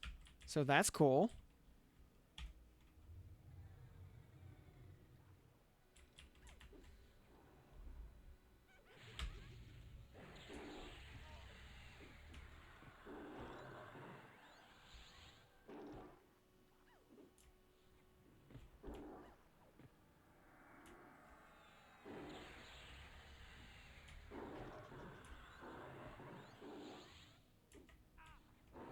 Actually, I mean, she probably is supposed to drop that many because normally they would be an expendable resource.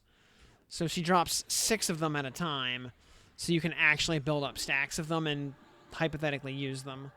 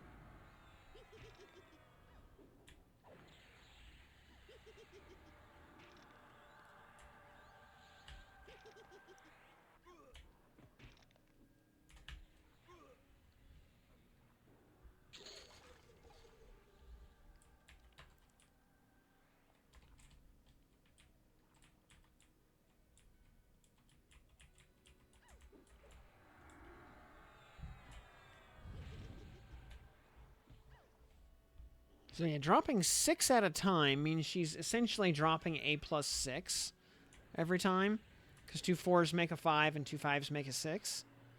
And actually, it's like a 6 and a third. Yeah, it's almost a 7. So you could actually get a Gloomwater arrow up to plus 10 in a pretty reasonable amount of time.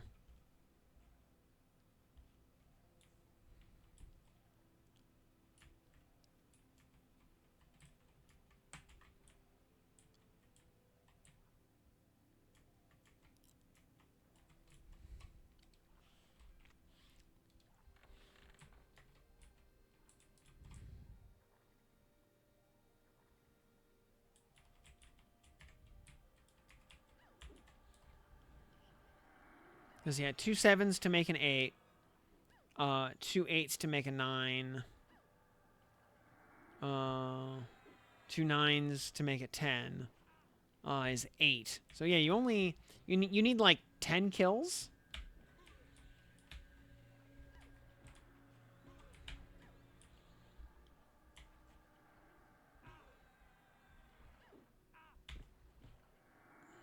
Well, 10 kills that drop the arrow, anyway. So, that's cool.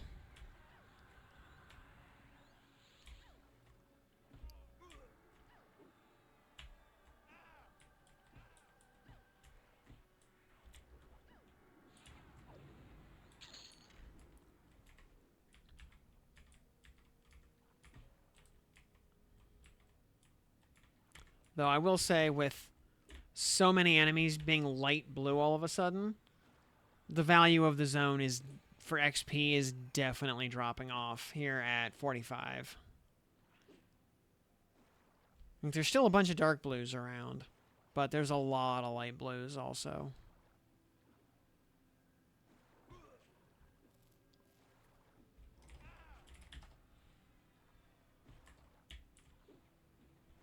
Yeah, we're coming up on, it's like 10:45.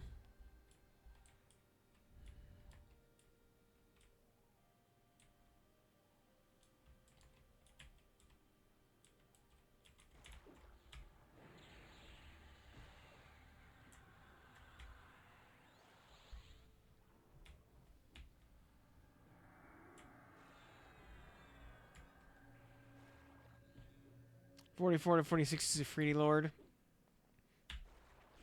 Yeah, that, yeah, Freedy Lord on, I don't know, probably better. Yeah, I want to, yeah. Just because I think everything is still dark blue at that point.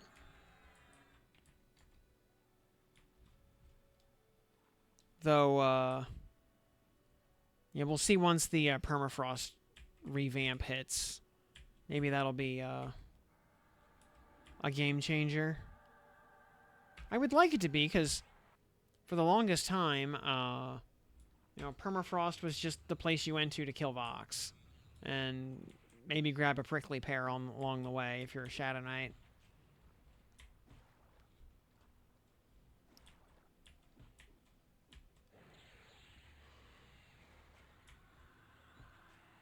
Yeah, get your ring and your gebs along the way.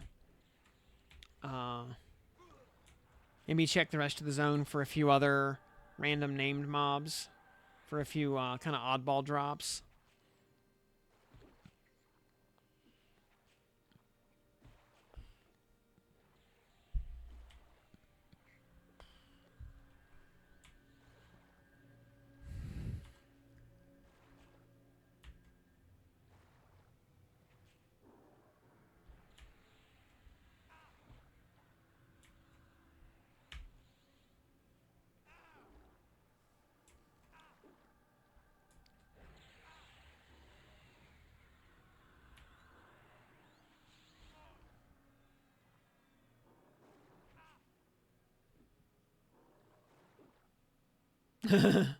See the sights. Get stunned by a spider for half an hour. Yup.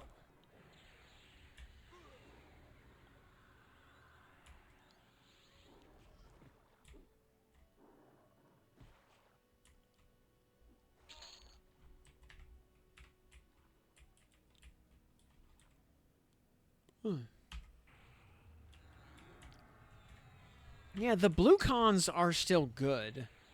There's just not as many of them as there were a level ago.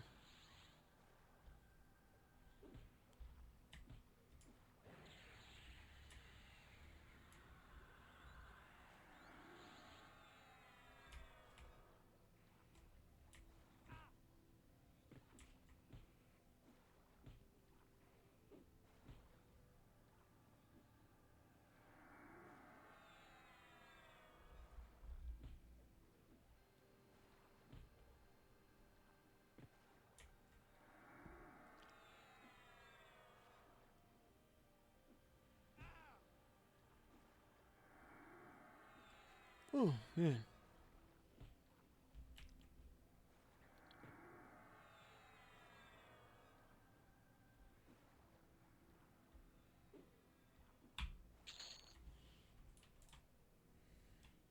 And just remember, if you fall asleep at the exact moment that that a game server gets taken down forever, you get isekai'd into the game. You know, it worked in Overlord at least, so it's definitely true.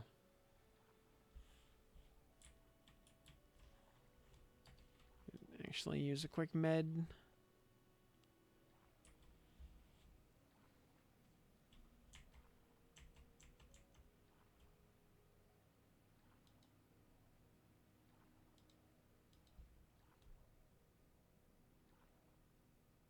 Yeah, Sol B imps are still yellow at 45. Oh, nice.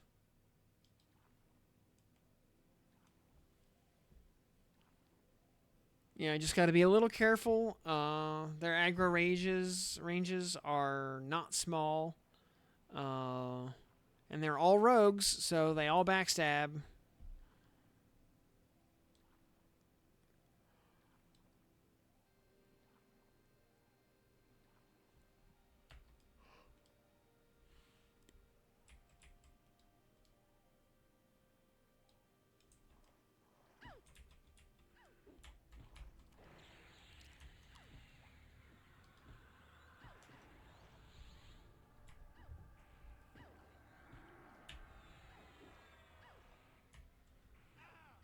So maybe that's the maybe that is the plan. Take like Guck to 44, then Ifriti Lord to 46.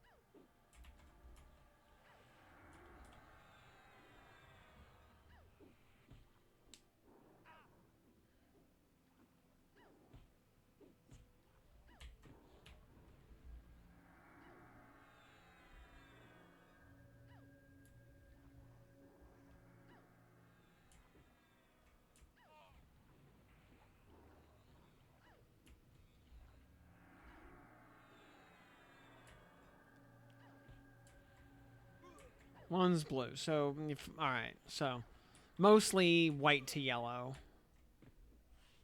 Even no, like the occasional blue is fine. 40, 44 to 46 is just going to be a little bit of a slog no matter what you do.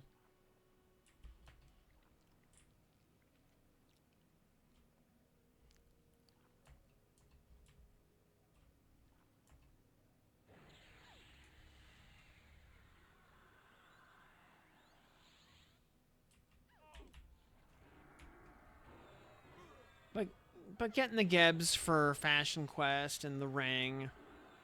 Well, the ring if you haven't picked up a Mithril Tunic from the Froglock Crusader already.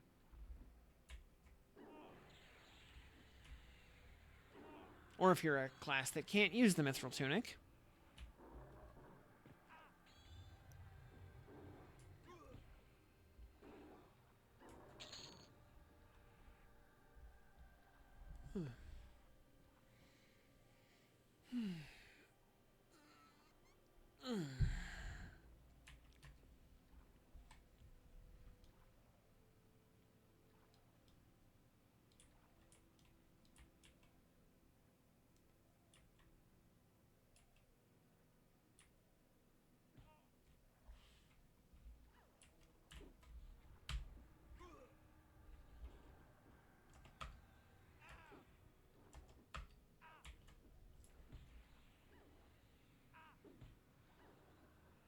Still playing in the bubbles?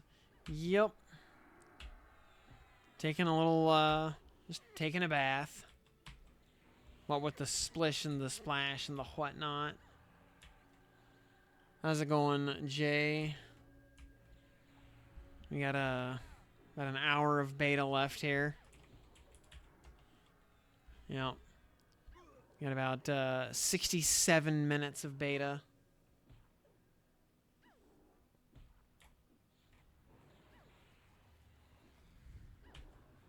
Yeah, you may need to skip the minis to give yourself adequate time for Inaruk.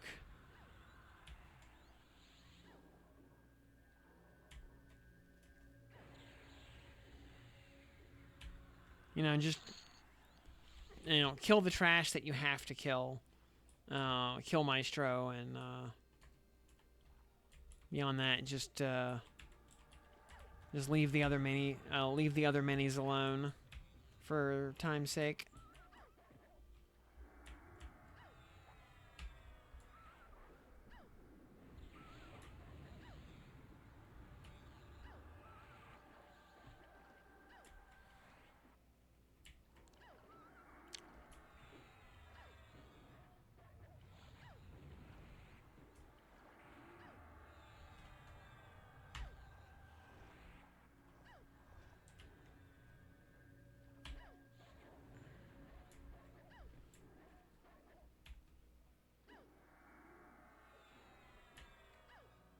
Well, like an hour and 6 minutes now. So, yeah, not a lot of time.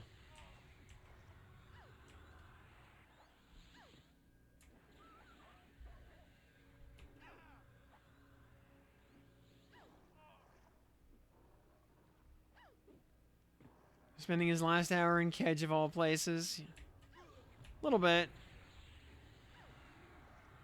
Just want to keep the 60k plat. Yeah, I'm sitting on 19 and change myself.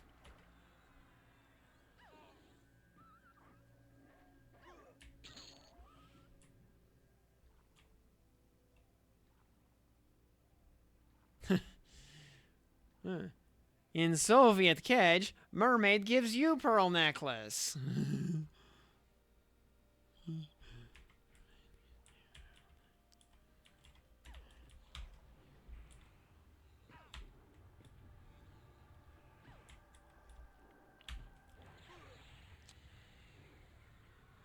Just found out you can buy a dino mount in Frog City. Oh, really? Neat. Oh, is that like one of the Drogmars or something?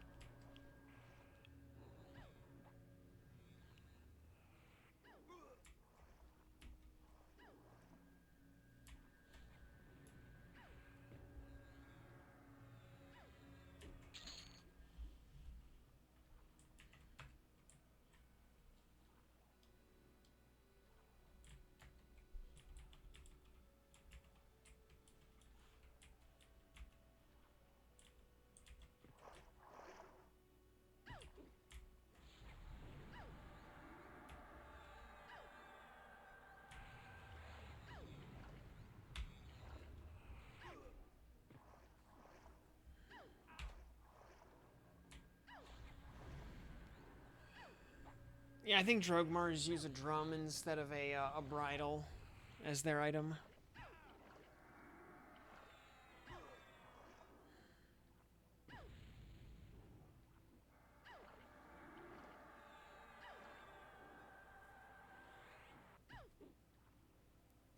You just want to sit in Zerker stance all day. It is awesome. Yup.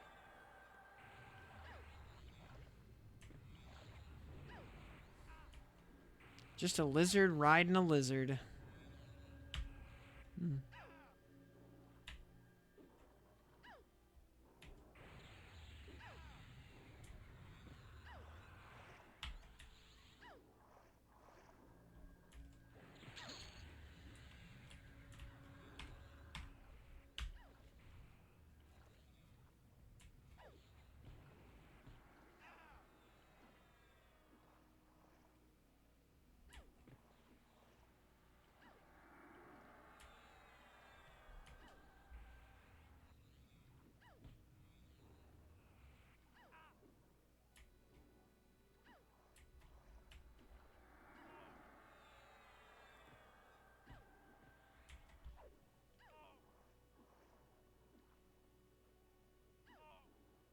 Let's see. Pal Shaman Ench is better than Pal Zerk Ench. But it didn't get to test Pal Rogue Ench or Pal Beast Ench.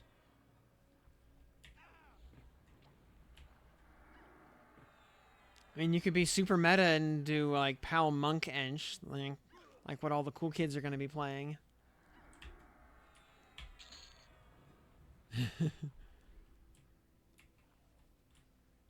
Zerk speed just feels so good.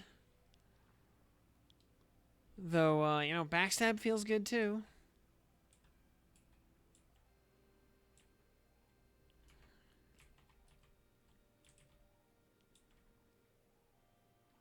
Playing on Pet doing most of the damage, yeah. You know, Beastlord Pet is really good, and you get it right out of the gate at level 1.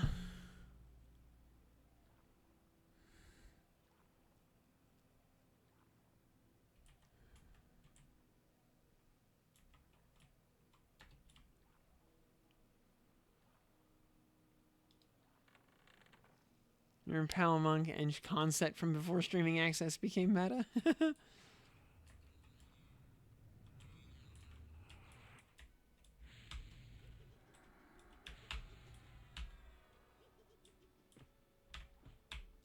I remember, like, early streams, people would come in and be like, wow, you're the only person streaming this game who's not playing Bard. Finally, something different.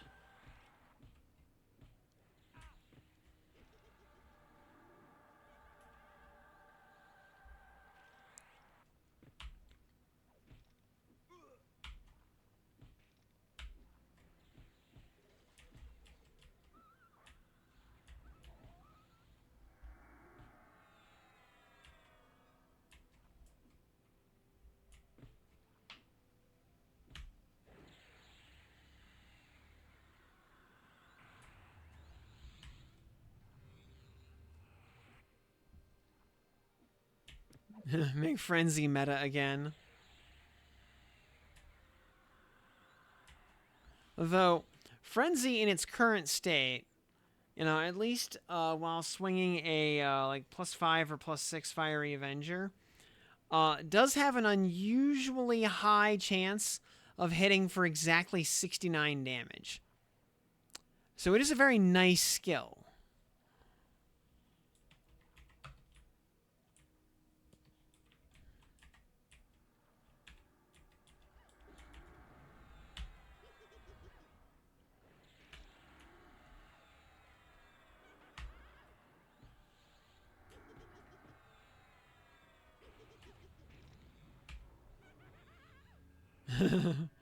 A thirsty blade, indeed.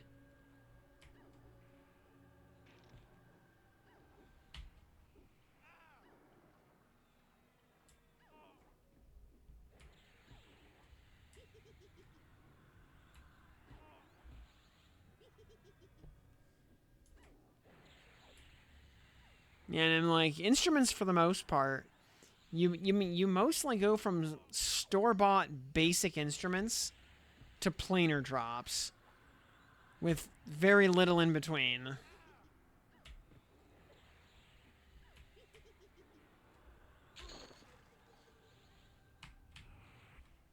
How many motes have we picked up while we were in here? Not many, actually. Very few. Has not been a very good mote farm in here.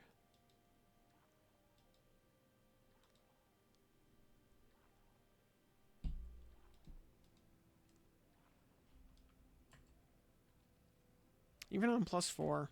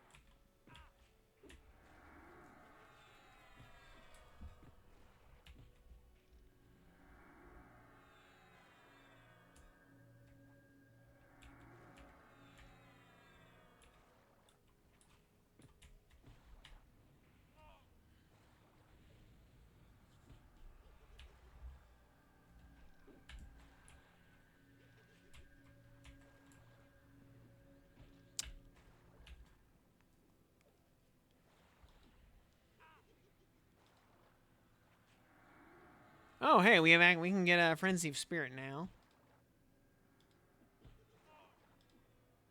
That's cool.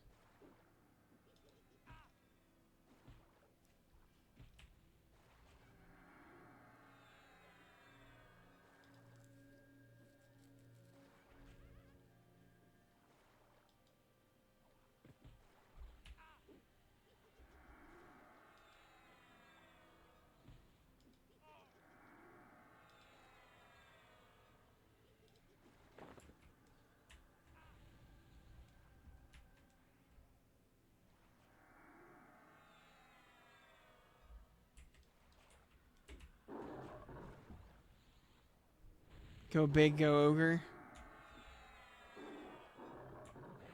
Ogre Enchanter at 10. Nice. Standing next to a bard the other day, his crap was spamming my chat for some reason. Oh yeah, because auras, or songs being affected by auras or by symphonic aura are actually a separate chat filter line than regular magic effects now.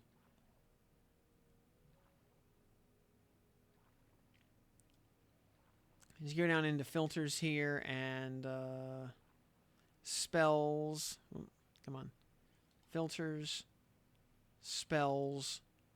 Come on. Spells. Yeah, auras are their own thing. So you gotta set these in your chat filters to make sure they go away.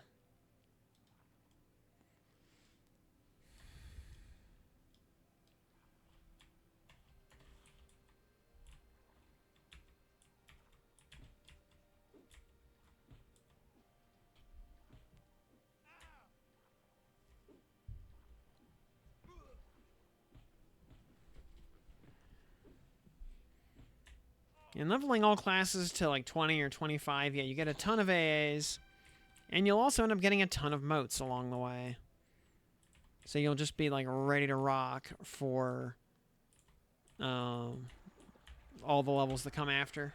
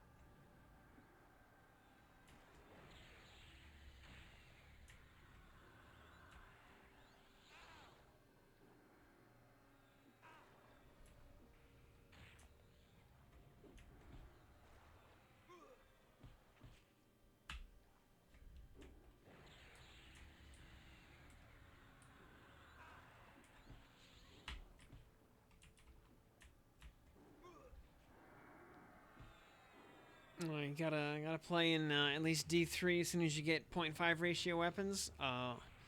Yeah, or at that point, just do D4 because the difference between D3 and D4 is not that huge.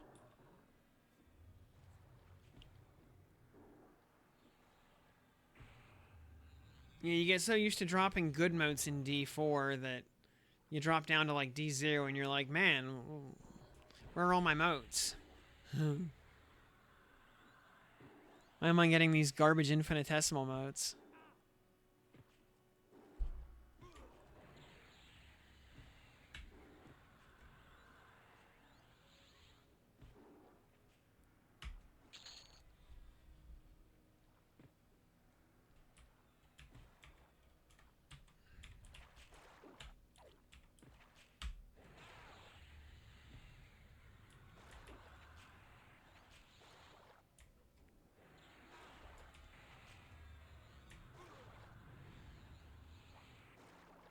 You know, bring on D6 for that matter. Let me deal with every mob in the zone being triple classed. It'll be fun.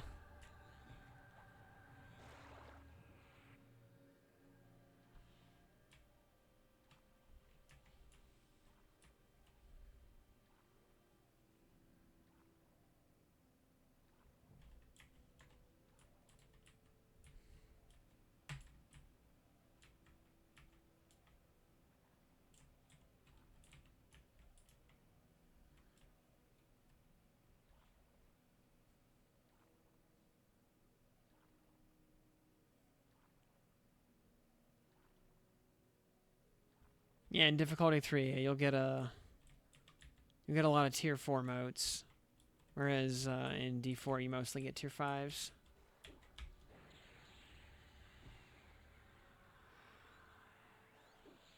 Though, I don't know, getting the occasional tier 6 mote is always nice.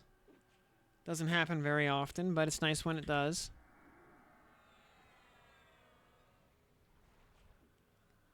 Well, it is 11:09. I don't think we're going to make level 46 tonight. We'll, Yep, mote dropped equals, yep, difficulty +1. But, alright, we're at 61%. That's fine here. You know, actually, you know what we gotta do? I take it back, that's not good enough. We gotta kill a few more mobs, actually. For reasons that will become blatantly obvious in a moment.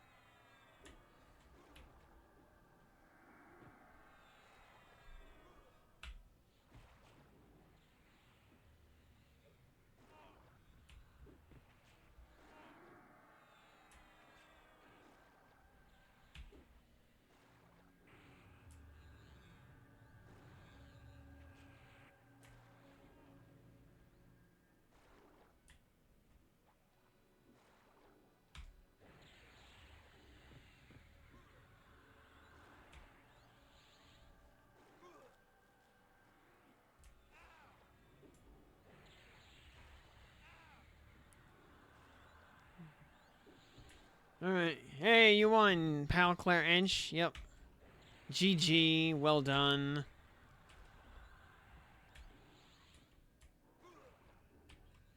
Did you waste your good drop luck?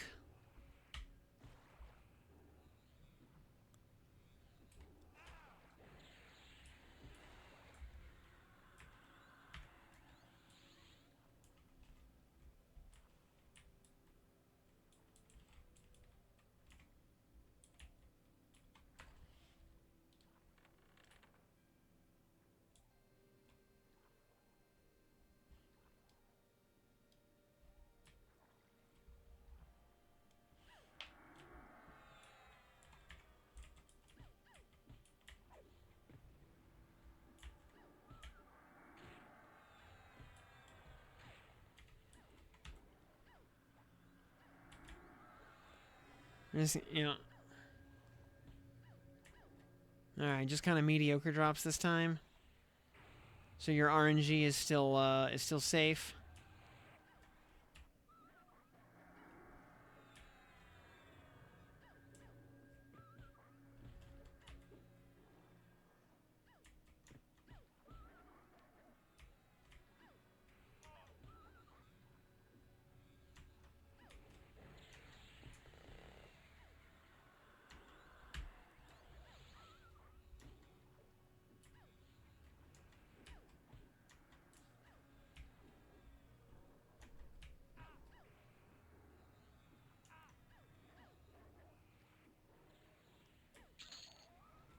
Let's see. Pal Claire Zerk is your favorite so far. Awesome, Jay.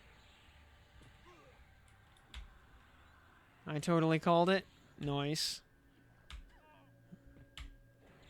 Well, glad to be of service in that regard. 2 pendants, brewer's cloak, and an earring. Ah. Oh, you can't... Well, yeah, because you can't use the earring of bashing on that kit.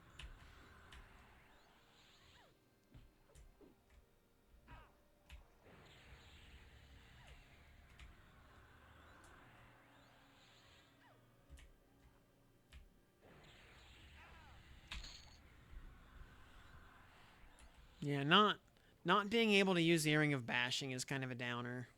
It's such a good item.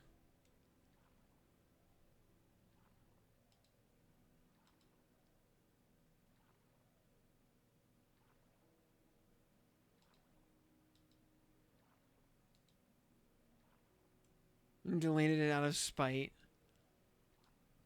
Oh, we need...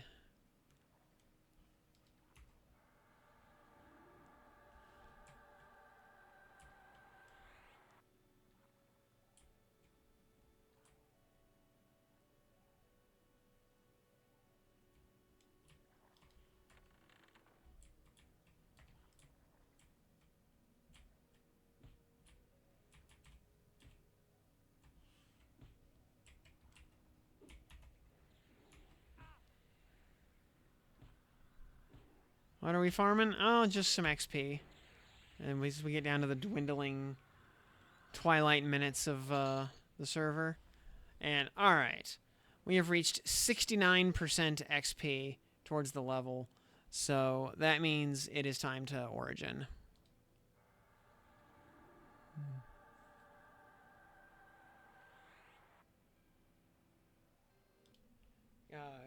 Get to Nagy, kill him quick. Do we have enough, I actually had thought about doing that.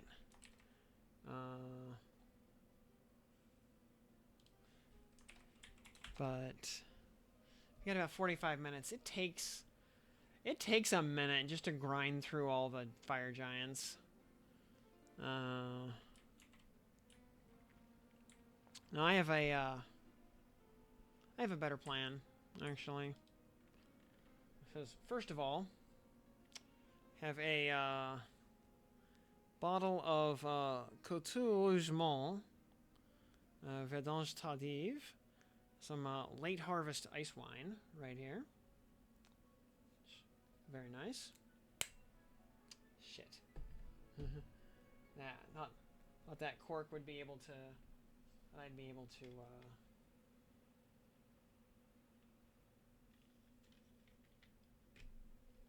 Just barehanded that cork. I was wrong.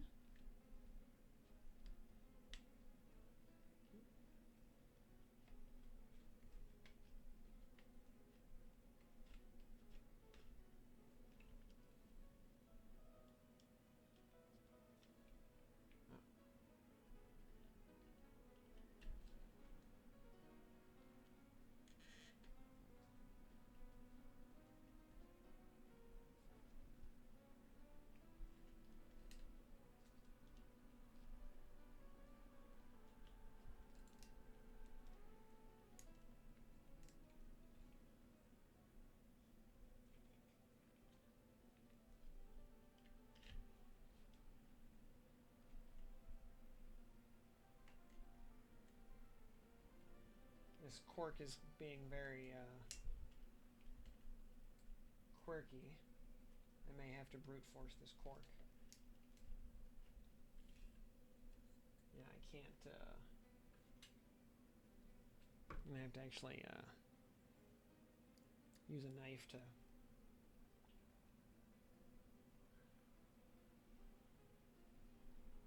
Like, cut the cork out.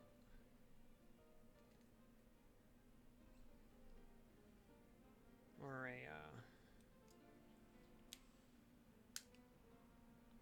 can I pull out with a pair of pliers?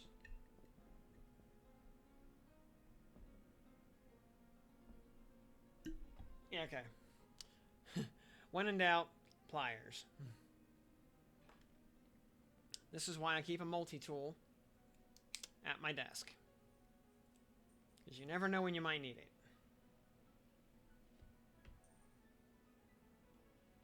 Yeah, what are we, yeah, celebrating end of beta. So yeah, I recommend everybody else, go grab something also.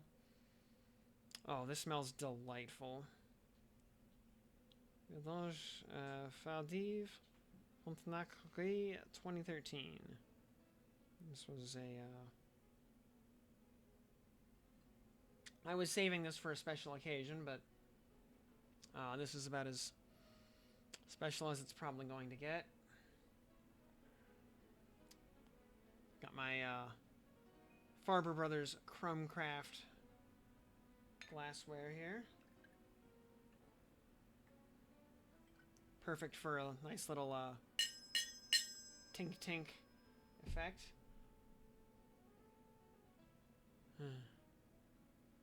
No, it is not mead. It is ice wine. Though I do enjoy a good mead. By the way, actually, the bottle is unfortunately empty, but my preferred variety of mead actually is medieval hydromel liquoreux.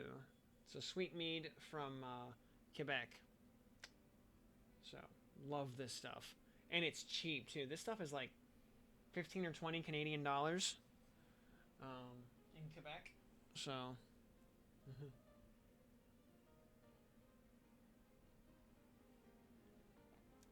Bottle of mead on hand. Yes, I do. Like within reach. Yeah, it's actually empty. I mean, I have a few other liquor bottles in my collection.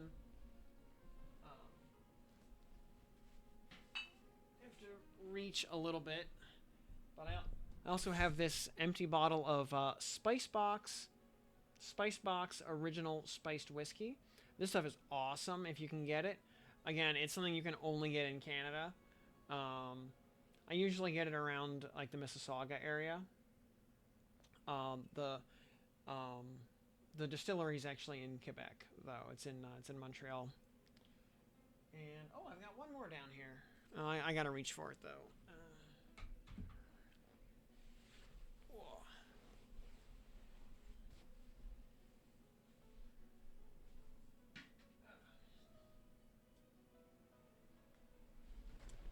I forget what this stuff was. Oh yeah, this was Vindrable. Yeah, this is a maple vermouth. Yeah, well, 1534. Yeah, 15. So you can see it. Hold the label up there so you all can see it. Yeah, it's kind of a plain looking bottle, not. No, but yeah, this stuff was really good. Yeah. Yeah, ingredients: concentrated maple sap, tartaric acid, yeast, ammonium phosphate, maple brandy, blueberries, spices, natural flavors. Yeah. Again, made from Quebec. Because the liquor in Quebec is just amazing. Yeah, it's vermouth made from maple.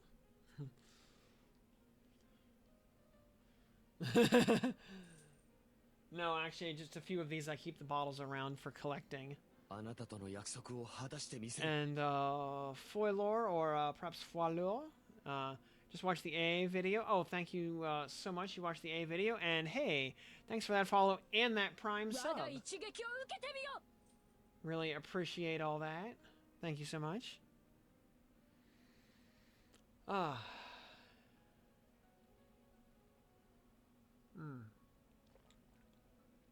Oh, yeah. Fellow Paladin enjoyer. Good to know. Hey, Dark Templar, good to see you. Lots of wasted ones and zeros. So, yeah, hopefully you were all playing the drinking game. Yeah, for what it's worth, I will be on Freeport.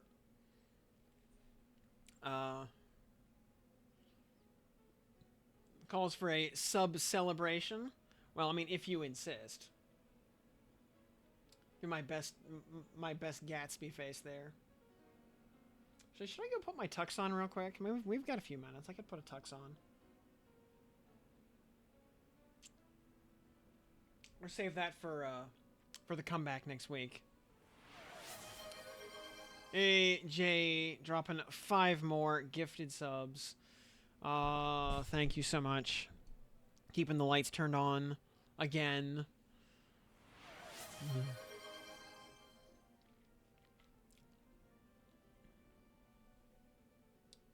I appreciate all the support.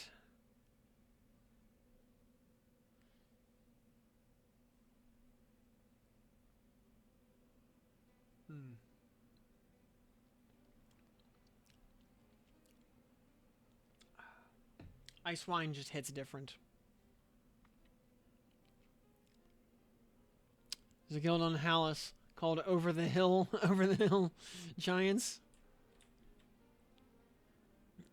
Yeah, we got about 4 minutes on that hype train, by the way, if anybody wants to keep that on the rails.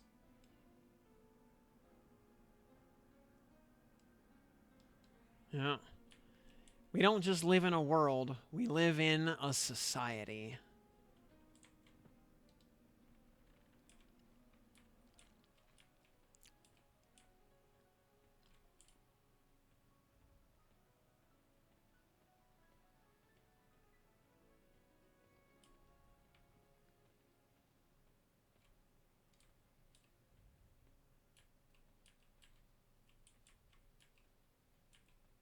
Hey there, Cerna Taskmon, how you doing? I would love to assist the Temple of Mar, thank you for asking.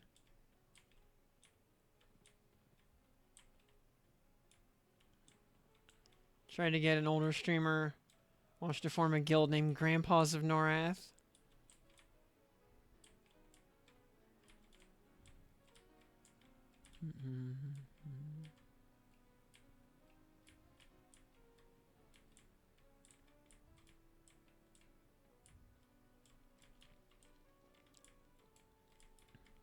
That was actually, you know, I kind of imagined myself when I'm like, 60 something,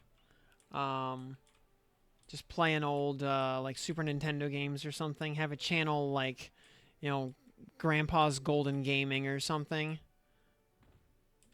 Just have like or like become like the Mr. Rogers of video games. True story, by the way. When Mr. Rogers was still alive, he lived about 20 minutes away from me.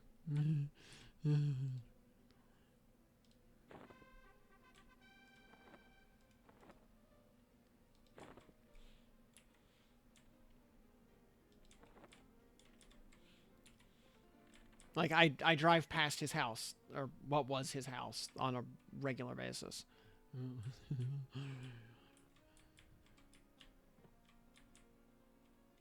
Never seen him at the store? Nah, because by the time I moved out here, he was long gone. Yeah, he's been gone for a while now. So, my mom delivered food to him once. Many, many years ago. When she worked at the restaurant near his place.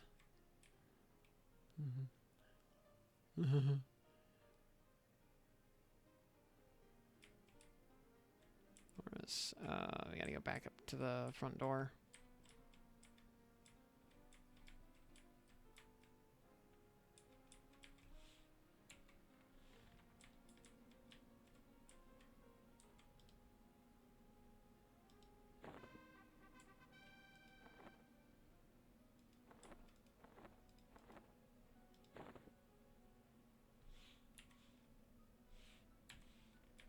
I don't think Megan's next. No. What?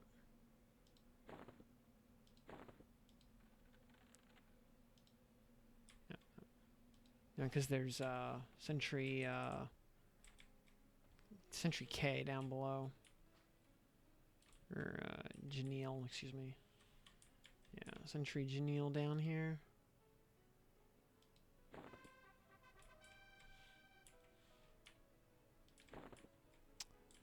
Okay. Server coming down for maintenance at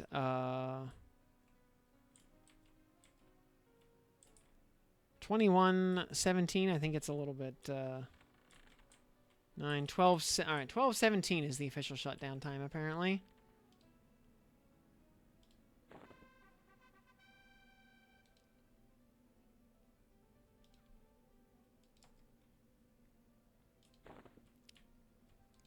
Tree Megan is... We got... Oh, Sentry, what's his name upstairs? We gotta go to him. Gave everyone 17 extra minutes, yeah. Little, stay of execution.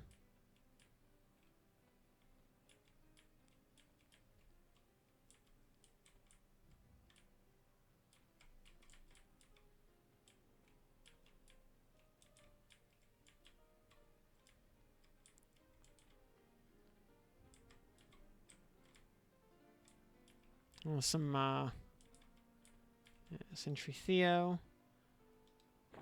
Well, I know between now and Friday, Alia in particular has to decide what version of Righteous Fire they're gonna League start this time.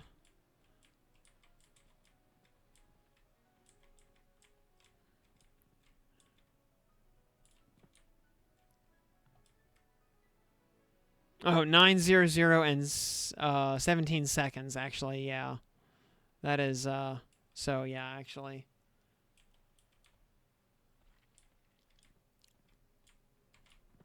Yeah, those are 17 seconds, not 17 minutes. Yeah, you're right.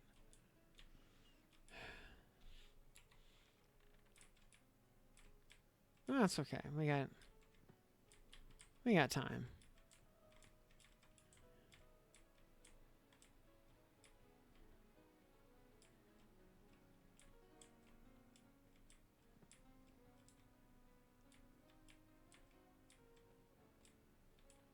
You know, time is fleeting and madness takes control.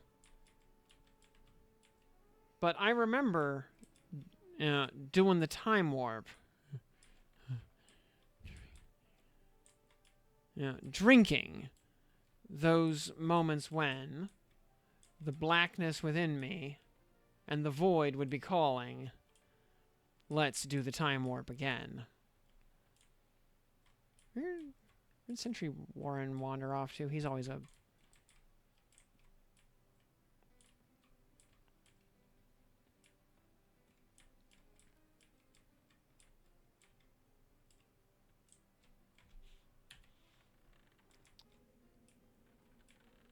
"25 minutes. For maintenance, servers will be back up in 168 hours. And,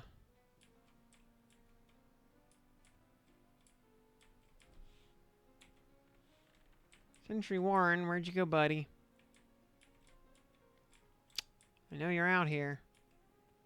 Ah, there he is.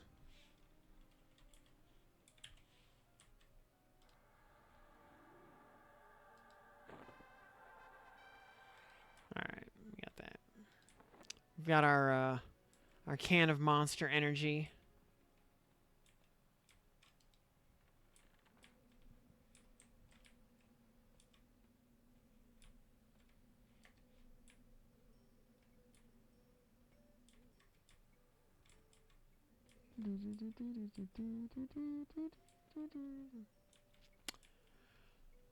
Crowning achievements during the beta portion? I don't know. We were mostly like we hit most of the big achievements during closed beta.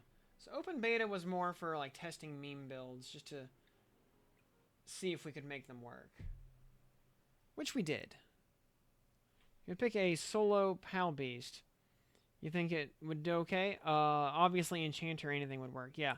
That Pal Beast, yeah, with like a rotating third slot depending on like different tools for different jobs.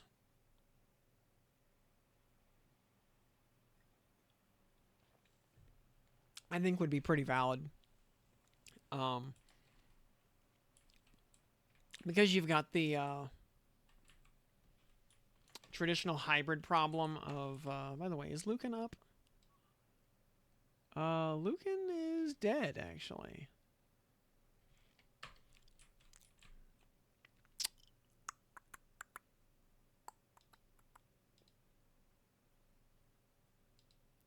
What's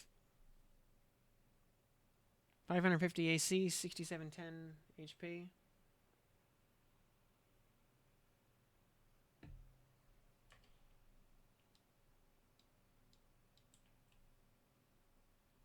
There he is.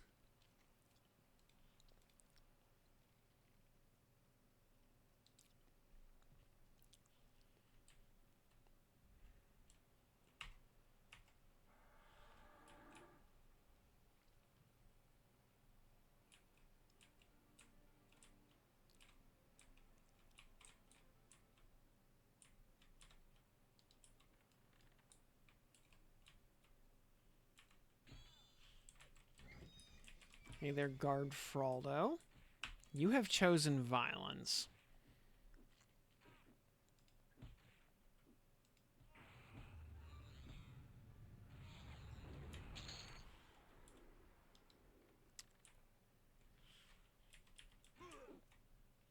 Guard Ficus. I have chosen violence on your behalf.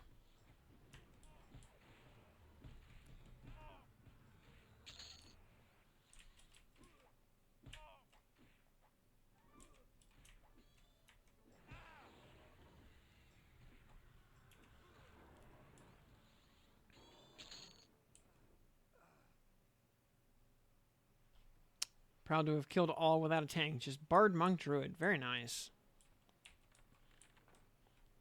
We'll see. Yep. Any kind of like weird meme combination can be made to work.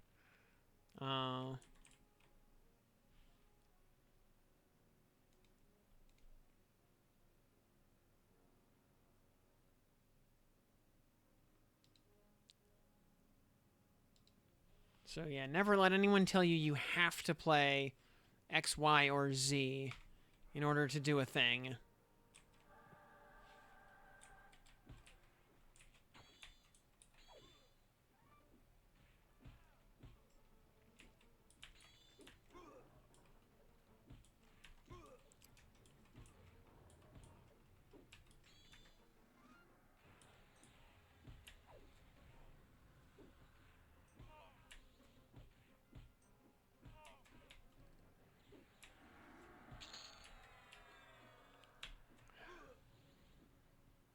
One last Lucan kill for the road.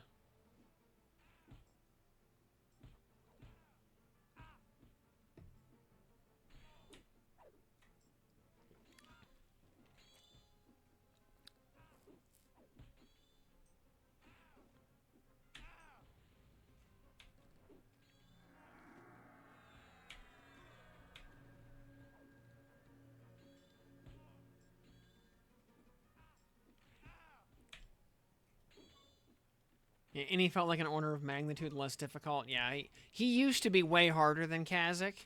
Then he had his kneecaps broken. And now he's just a spindly wizard. Instead of a warrior cosplaying as a wizard.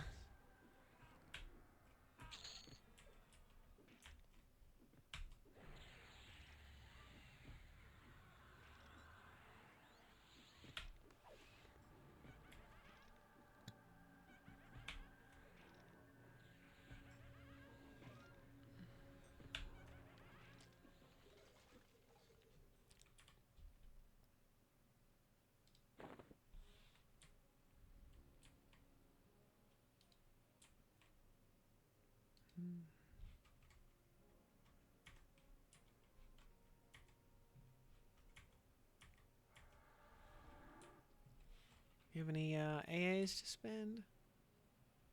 Just one. Is there anything we can spend it on? We can buy 1 point of Fury of Magic. Brilliant. Leaving us at 154 AAs.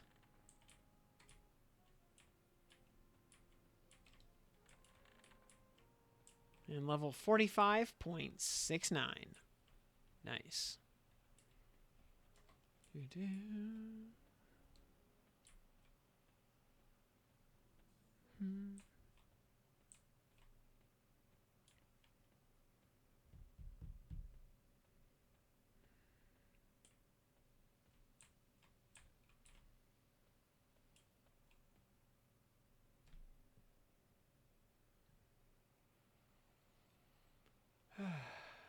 You're going Pal Monk Inch to start. Hate to say it, just looks fun. I mean, it'll be really fun, and it'll be really fun and really strong.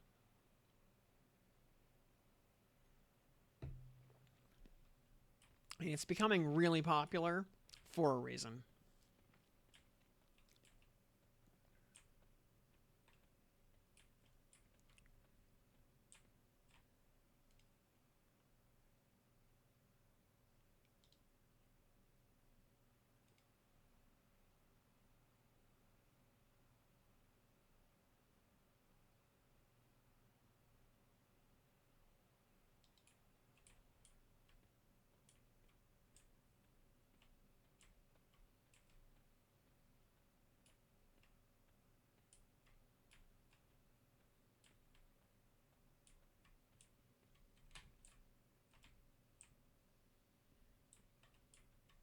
Now, life taps might seem less mana efficient, but remember you're doing damage and a heal simultaneously. So, like a 500 point life tap shifts the battle by 1,000 HP.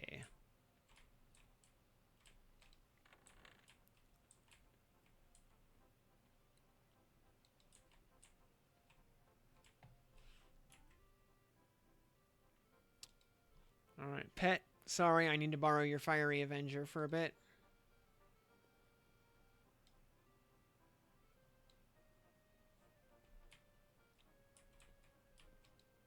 What is my why is my inventory just not working correctly?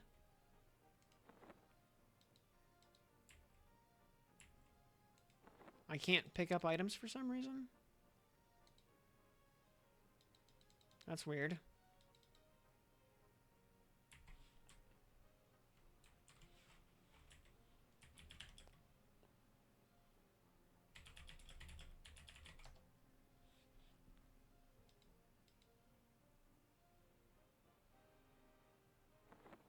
Little gathering in EC for the final goodbye. Well, I have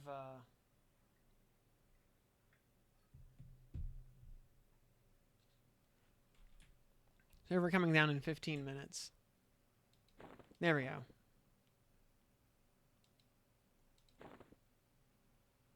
I have yeah, Pet, you can borrow my my hammer.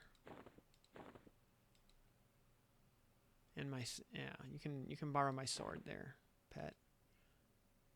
I gotta look my best here. Put on my fancy sword.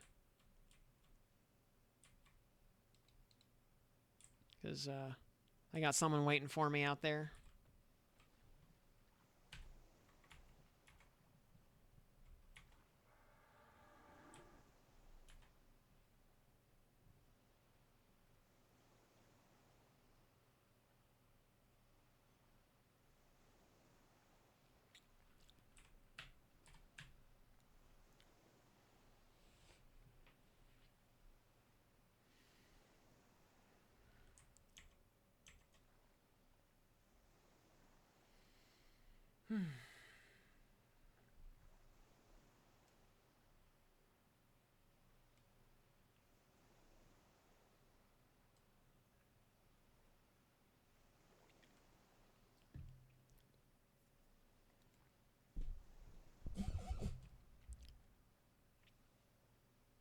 Peak achievement was being an ogre monk with full golden Afridi plate and white and trent fists. Nice. Yeah, I had a full golden Afridi set minus the boots on closed beta.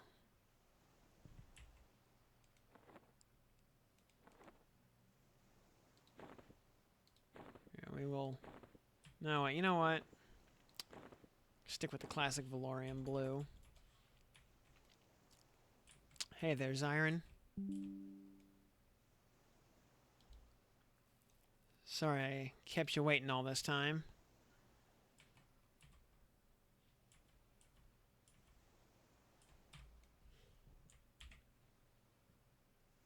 But,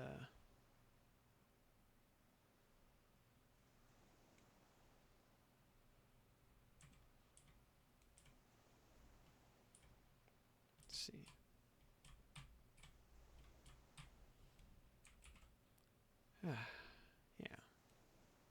There we go. You're expecting a Game of Thrones ending here? Nah.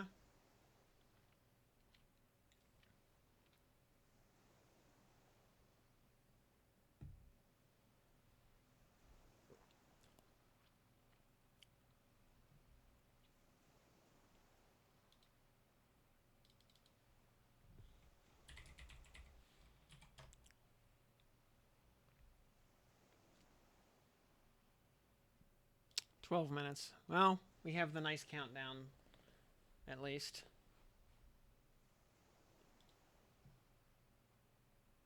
Just the crashing waves.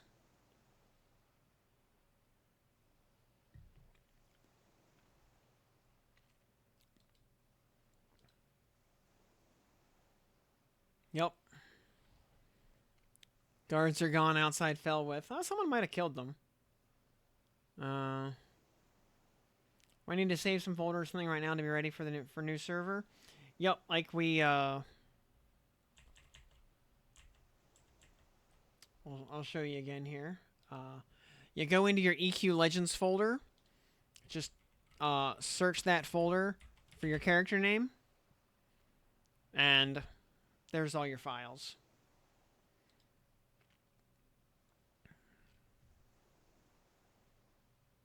So UI obviously is your UI. LF is your loot filter.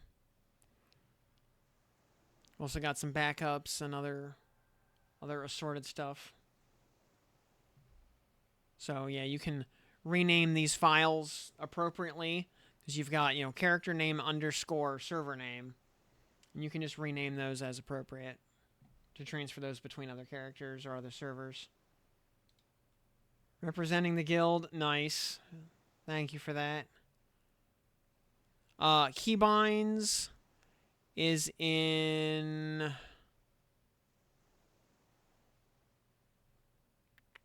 I think that is...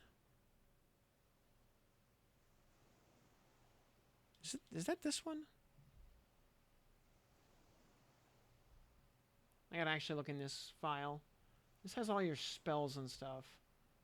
Oh, no, that's hotkeys right there.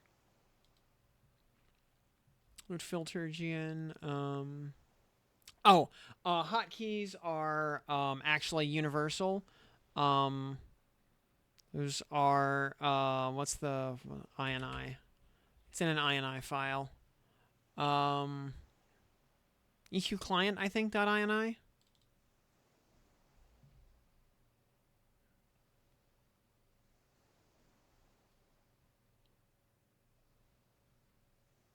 Servers are still up for a few more minutes.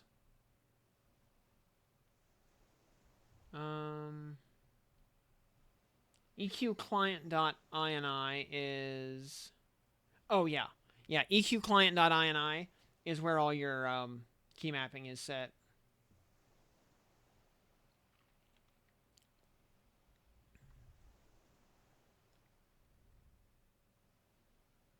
Yeah, if you search your EQ Legends folder for just INI, you'll find all these files, and these are all plain text files, so you can actually manually modify these offline as long as you know what you're doing.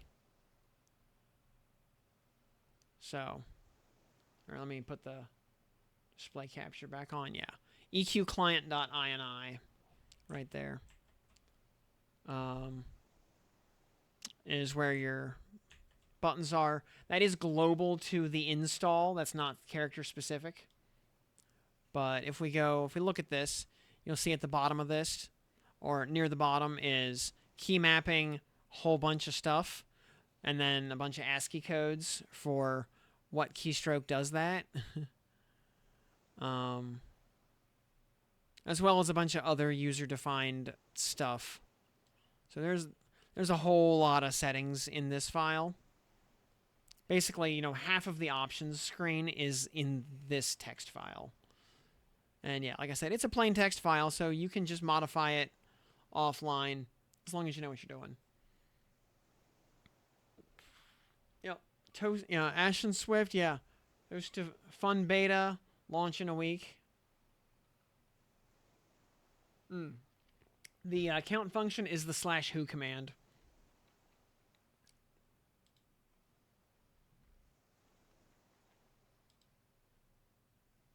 Eight minutes.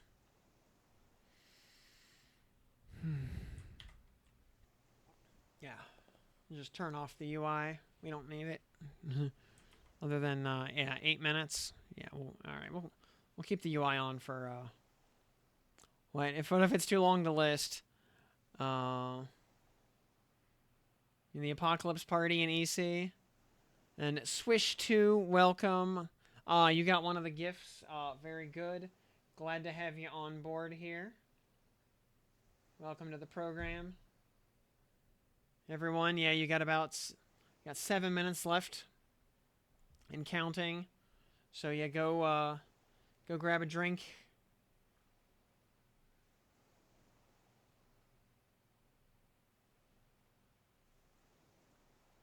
I just chill here on the beach with the love of my life, Sentry Zyron.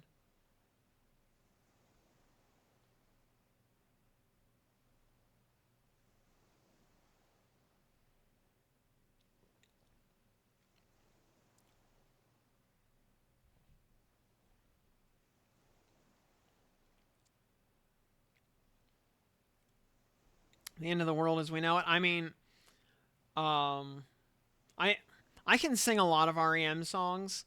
I can't really sing that one. Like the main REM song I can sing is "Man on the Moon," which is also REM's best song, if you ask me.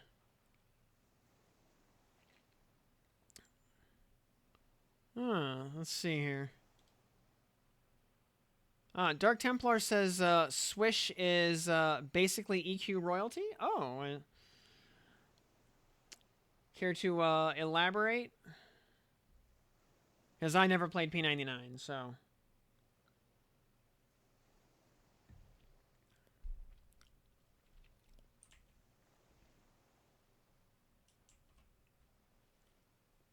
Just a fixture on the forums. Okay.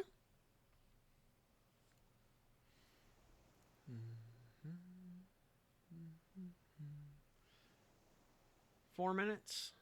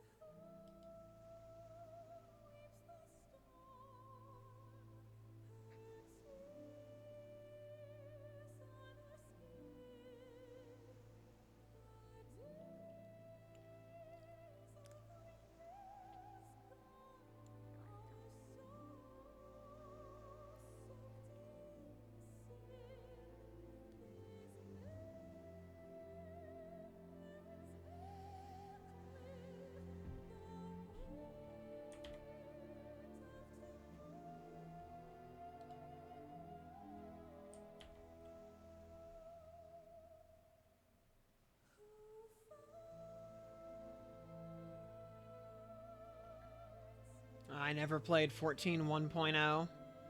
Just 2.0 and beyond. You're starting Berserker? Very good. Oh, my friends, may all of the dark lost inside you find light again. In time, tumbling, turning, we seek amends. Eternal winds to the land descend. Our journey will never end.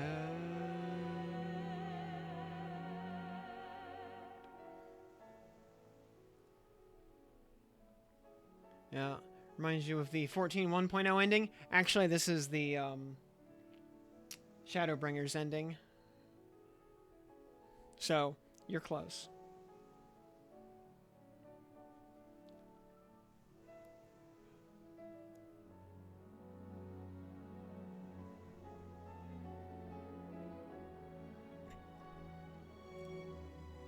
Orog will be the bestest paladin. Sophiana, good to have you here.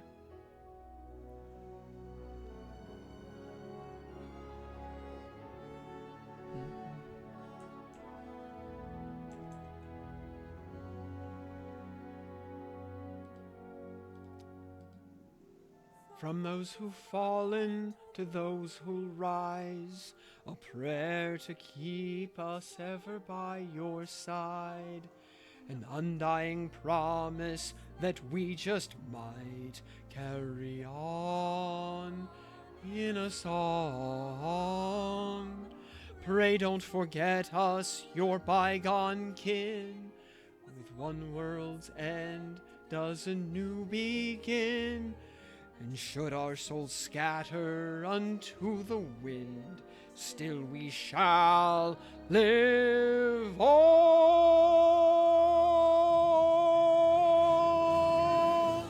Oh, oh, my friend, may all of the dark dwelt inside you find light again. This time, tumbling, turning, we make amends. Eternal winds from the land ascend, here to lift us that we won't end.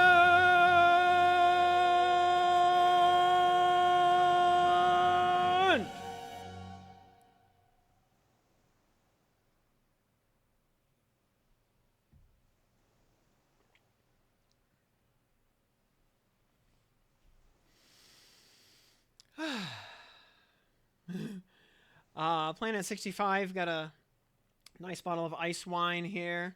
Laying in bed applauding. As I'm sorry you all had to hear that nonsense. I was wondering what the fuck. Oh.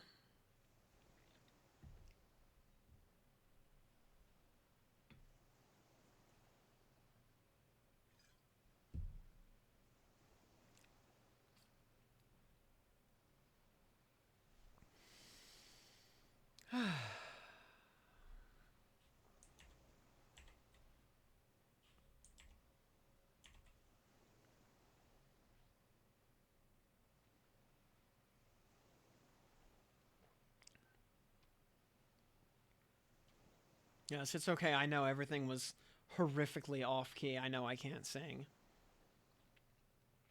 But, it is what it is. And, well, there we go.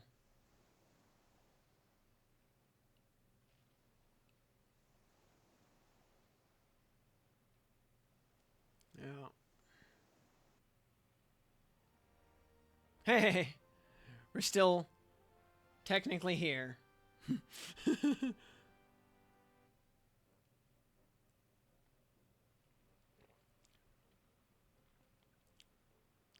We're so back, bros. See, we're still a character select. It's okay.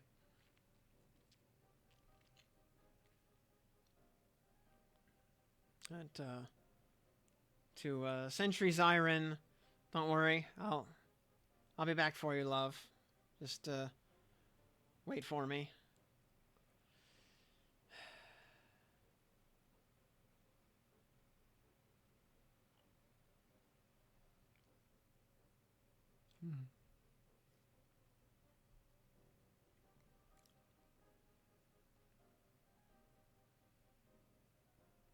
And disconnected again for real this time.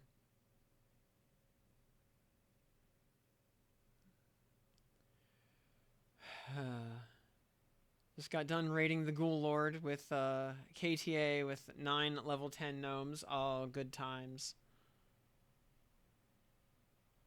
Your cousin would play the original tutorial over and over. Oh, very nice. That was, yeah, playing the tutorial offline at a web cafe was my first hands-on experience with the game.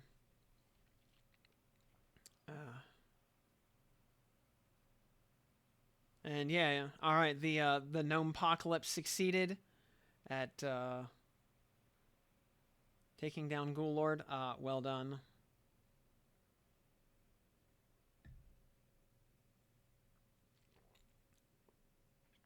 So, never expected 9 level 10s to fight our way through Lower Guck.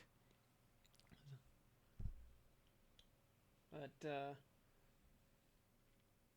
yeah, see, you know, nine level 10s, but hey, you know what? You've got the power of friendship and determination on your side. So it makes the impossible possible. Feels surreal now. My best EQ story. My best EQ story.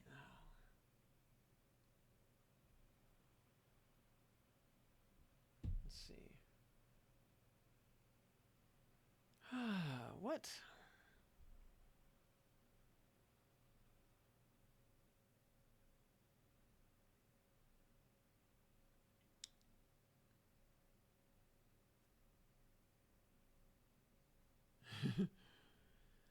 Well, I mean, oh my god, I think for a second, because I have a lot of them. What is my best EQ story? Oh, you know what? I've told this one before. A lot of you have heard this before, so this but it's my favorite, so I'll tell it again. So my guild at the time was doing Crystallos, the last dungeon of the Secrets of Fadewar expansion, which I really liked that expansion, by the way. We're fighting Carafirm the Awakened, and that fight was pretty nutso, especially in the last phases where there's AoEs going off everywhere, ads spawning everywhere. I mean, you're fighting Carafirm, the Sleeper himself, Awakened. You know, very big, powerful, story moment fighting Carafirm there. And the tanks are dying. We're getting into the last phase of the fight. Carafirm's health is dwindling. He's hitting so hard, basically, he's untankable outside of, like, pretty much invincibility discs. And, you know, God forbid he breathes on you on the same moment that he attacks you. So yeah, tanks are dying. Clerics aren't even healing anymore. They're just rezzing. It's pandemonium as we're trying to zerg him down the last few points. As the crowd control team is desperately trying to keep the ad swarm under control. But they're killing people too. Too much stuff going on simultaneously. The tank goes down. I'm next in line on the aggro list. I get aggro.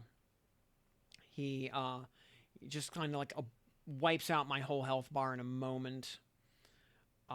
As like on the same frame that I hit deflection discipline to start shield blocking 100% of melee attacks.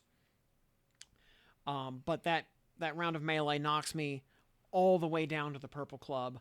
I'm laying on the floor bleeding out, but deflection disc is running. So even though I'm unconscious on the floor, I'm still shield blocking all of his melee attacks. And in those few fleeting seconds that deflection lasted, I want to say it lasted about 12 seconds at the time, maybe 18 seconds at the time. In those couple of seconds, the raid got his health all the way down, and we won the fight. And I was still in the purple club because healers, like I said, were not healing. They were just rezzing. So Carafirm was dead. I was alive but horizontal in the purple club. The eternal purple club, the purple club to end all purple clubs. and the clerics start going around rezzing everybody so we can do loot. And I have to specifically ask, hey, can I get a heal? I'm bleeding out on the floor here. Before someone goes, wait, what? You're, whoa. And they healed me and I popped back up. Yeah, tanking the sleeper while asleep. Truly, truly a legendary moment.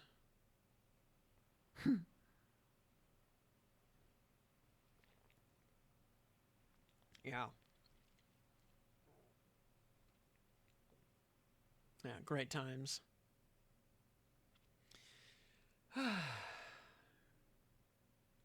Well then.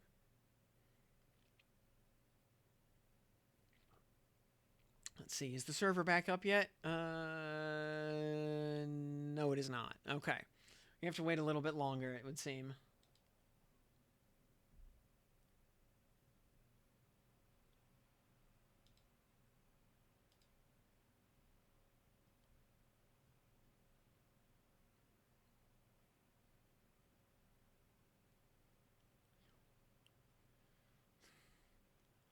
And what am I drinking? This is Coteau Logement Verdange Tardive Late Harvest Ice Wine. Right there. Yes, from Quebec, which is where most of my liquor comes from, actually. I mean, to be fair, there are only really two places in the world that ice wine comes from. Canada, mostly from Quebec, even, and from Eastern Ontario, and from Germany. So, uh, most of the world's ice wine comes from Quebec. Definitely not prune juice.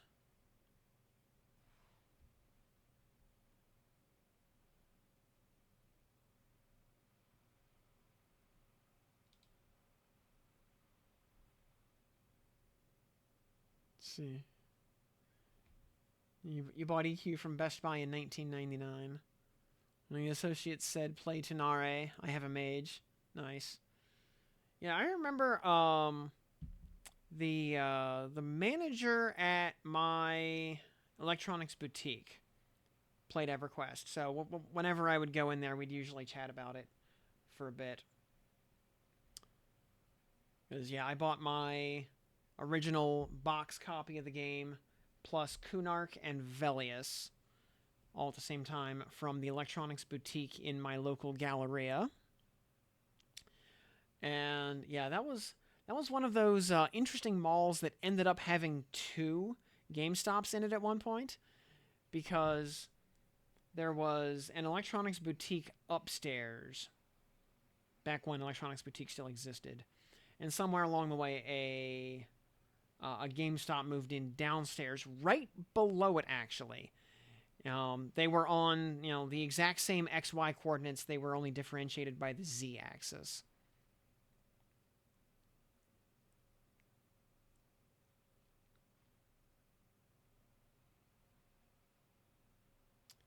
Oh, here's another sad, here's a sad story, a mistake of youth. Somewhere around 2003 ish.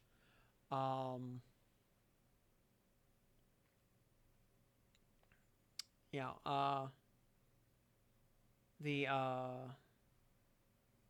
A girl I had a huge crush on came over to the house. Came over to say hi to me at my house.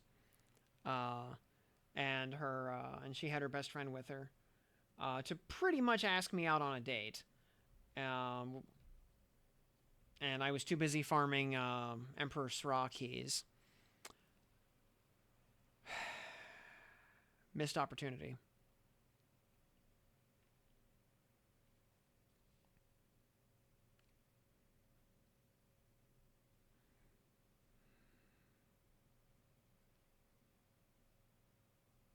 Yeah, and yeah, big box PC games were great, man. I miss those old PC game boxes because they were like bookshelf display items. They look great, kind of like records.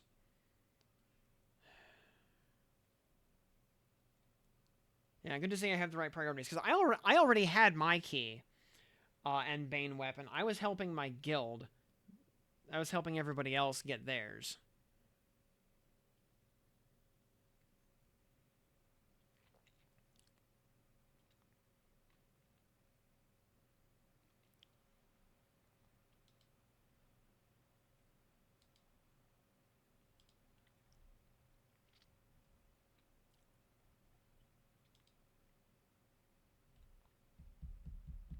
You know, your brother bought the original PC parts, recreated his childhood PC, and installed Windows 98. Oh, excellent. Oh, where is it? I actually have a thingy here. It should be. Let's see, where is it? Oh, I think I stashed it in my PC parts closet. But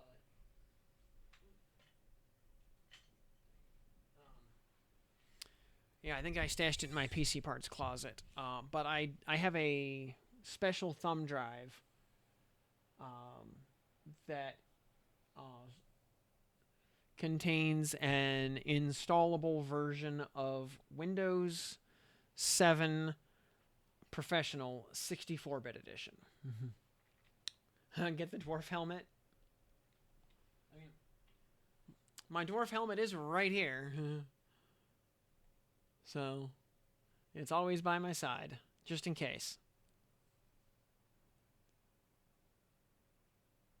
Oh, and a Sidewinder joystick. Whoa, man.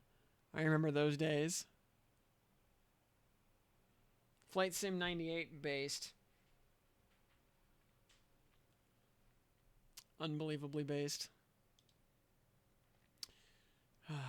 Creative desktop speakers. Oh, speaking of which, did you hear the guy who invented the original Sound Blaster actually died like a year or two ago?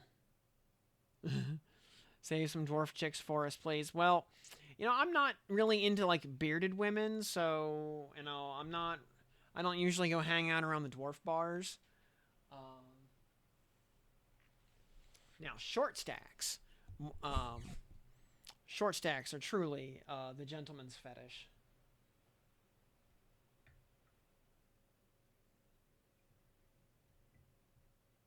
And that is the end of the bottle right there. So, you know, one last for the road.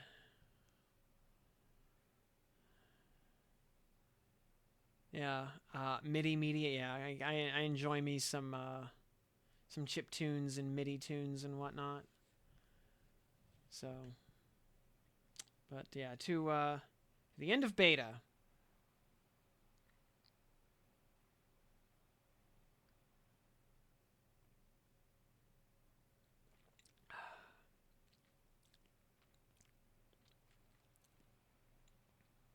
First PC was a compact. Your parents financed for you from Circuit City, man. Came with Mech Warrior. Oh man, Mech Warrior 3 is, in particular was my jam. I played so much Mech Warrior 3 back in the day. Played a lot of Mech Warrior 2 on PlayStation also. Clan Ghost Bear for life, by the way. This was Mech Warrior 1. Nice. I mean, for that matter, I even have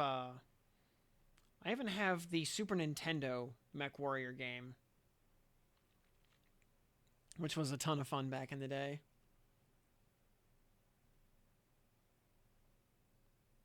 I mean, even if you were stuck working for House Davian for the whole game.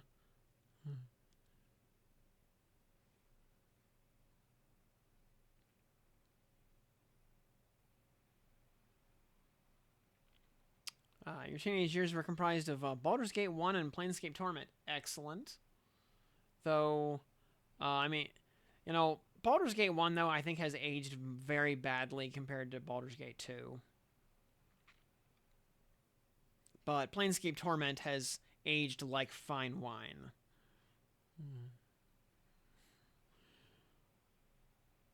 Oh, Ant bunch of StarCraft. Ah, nice.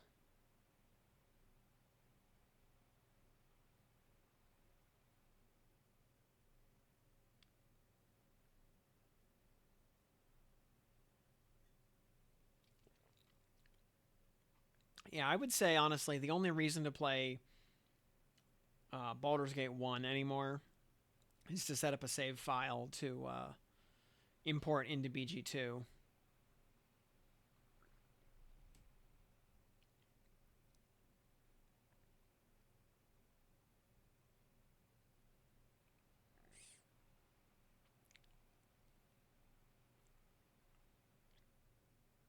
I only ever played a little bit of Icewind Dale. That's something I would have liked to have gotten to play more of. Also, there is a Steam port now of Temple of Elemental Evil. So for anybody who missed out on that or who wants to play it again, highly recommended.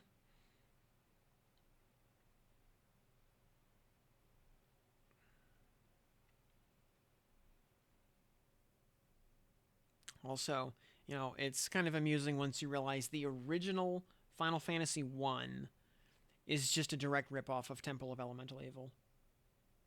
The actual pen and paper module, that is, because it predates the PC game by like 15 years.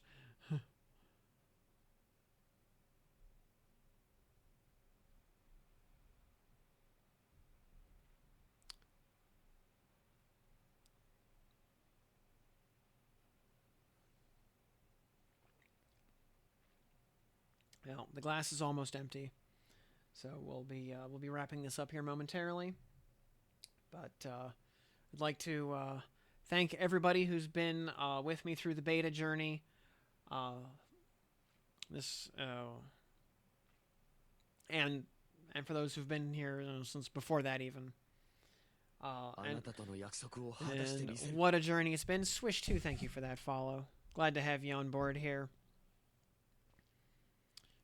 Yeah, we're going to be screwing around for a couple of days here. Tomorrow, we'll be doing, like I said, probably some Zelda randomizer. Just something light and fluffy and comfy for a day, just to cool off. That'll be Wednesday. Thursday, probably something similarly comfy and fluffy, just to fool around. Friday, we'll hit the beach on the Path of Exile League. We'll only get to play that for a few days, so we're not going to be playing it super seriously. Going to be playing a meme build as an Inquisitor. But we will absolutely be here, so hopefully we'll see y'all here those days to hang out as we, kill time until actual release on Tuesday. Yeah, everybody that was in the in the group for killing for farming planes and dragons and all that. Yeah, thank you for that. Everybody out in VOD I'm not forgetting you either. I appreciate you all cranking up those views. Recommend an Earthbound randomizer. I would need to go back and play vanilla Earthbound again before playing the randomizer. The last time I played Earthbound was renting the cartridge from Blockbuster Video. That's how long it's been since I played Earthbound. And the lurkers, Zaso, see, by pretending to forget you, I lured you out of your cave. Yeah, all the lurkers in chat, hello. I know you're there. You don't have to chat. You can lurk. It's fine. But please feel free to chat. I won't bite unless you ask nicely.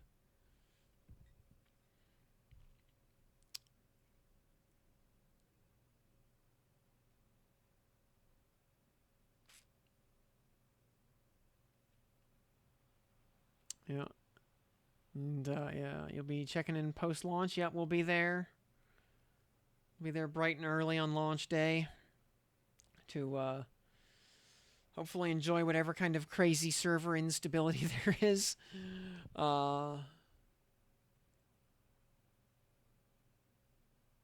Not clean like the Chrono Trigger randos and FF4 randos.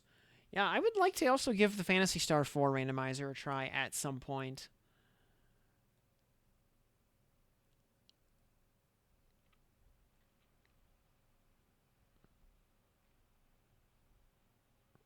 Oh yeah, I always appreciate when people get value out of whatever knowledge and insight on the game I have. So hopefully everything we've done so far has had value to people, whether here on the streams or out on the YouTubes. Hopefully some of those guides have had value, or just watching VODs has had value, or just hanging out has had value. Either way, yeah, I hope this has been useful and valuable to you all. So, you all have a finite amount of time on this earth, and I'm grateful that you choose to spend some of it here with me.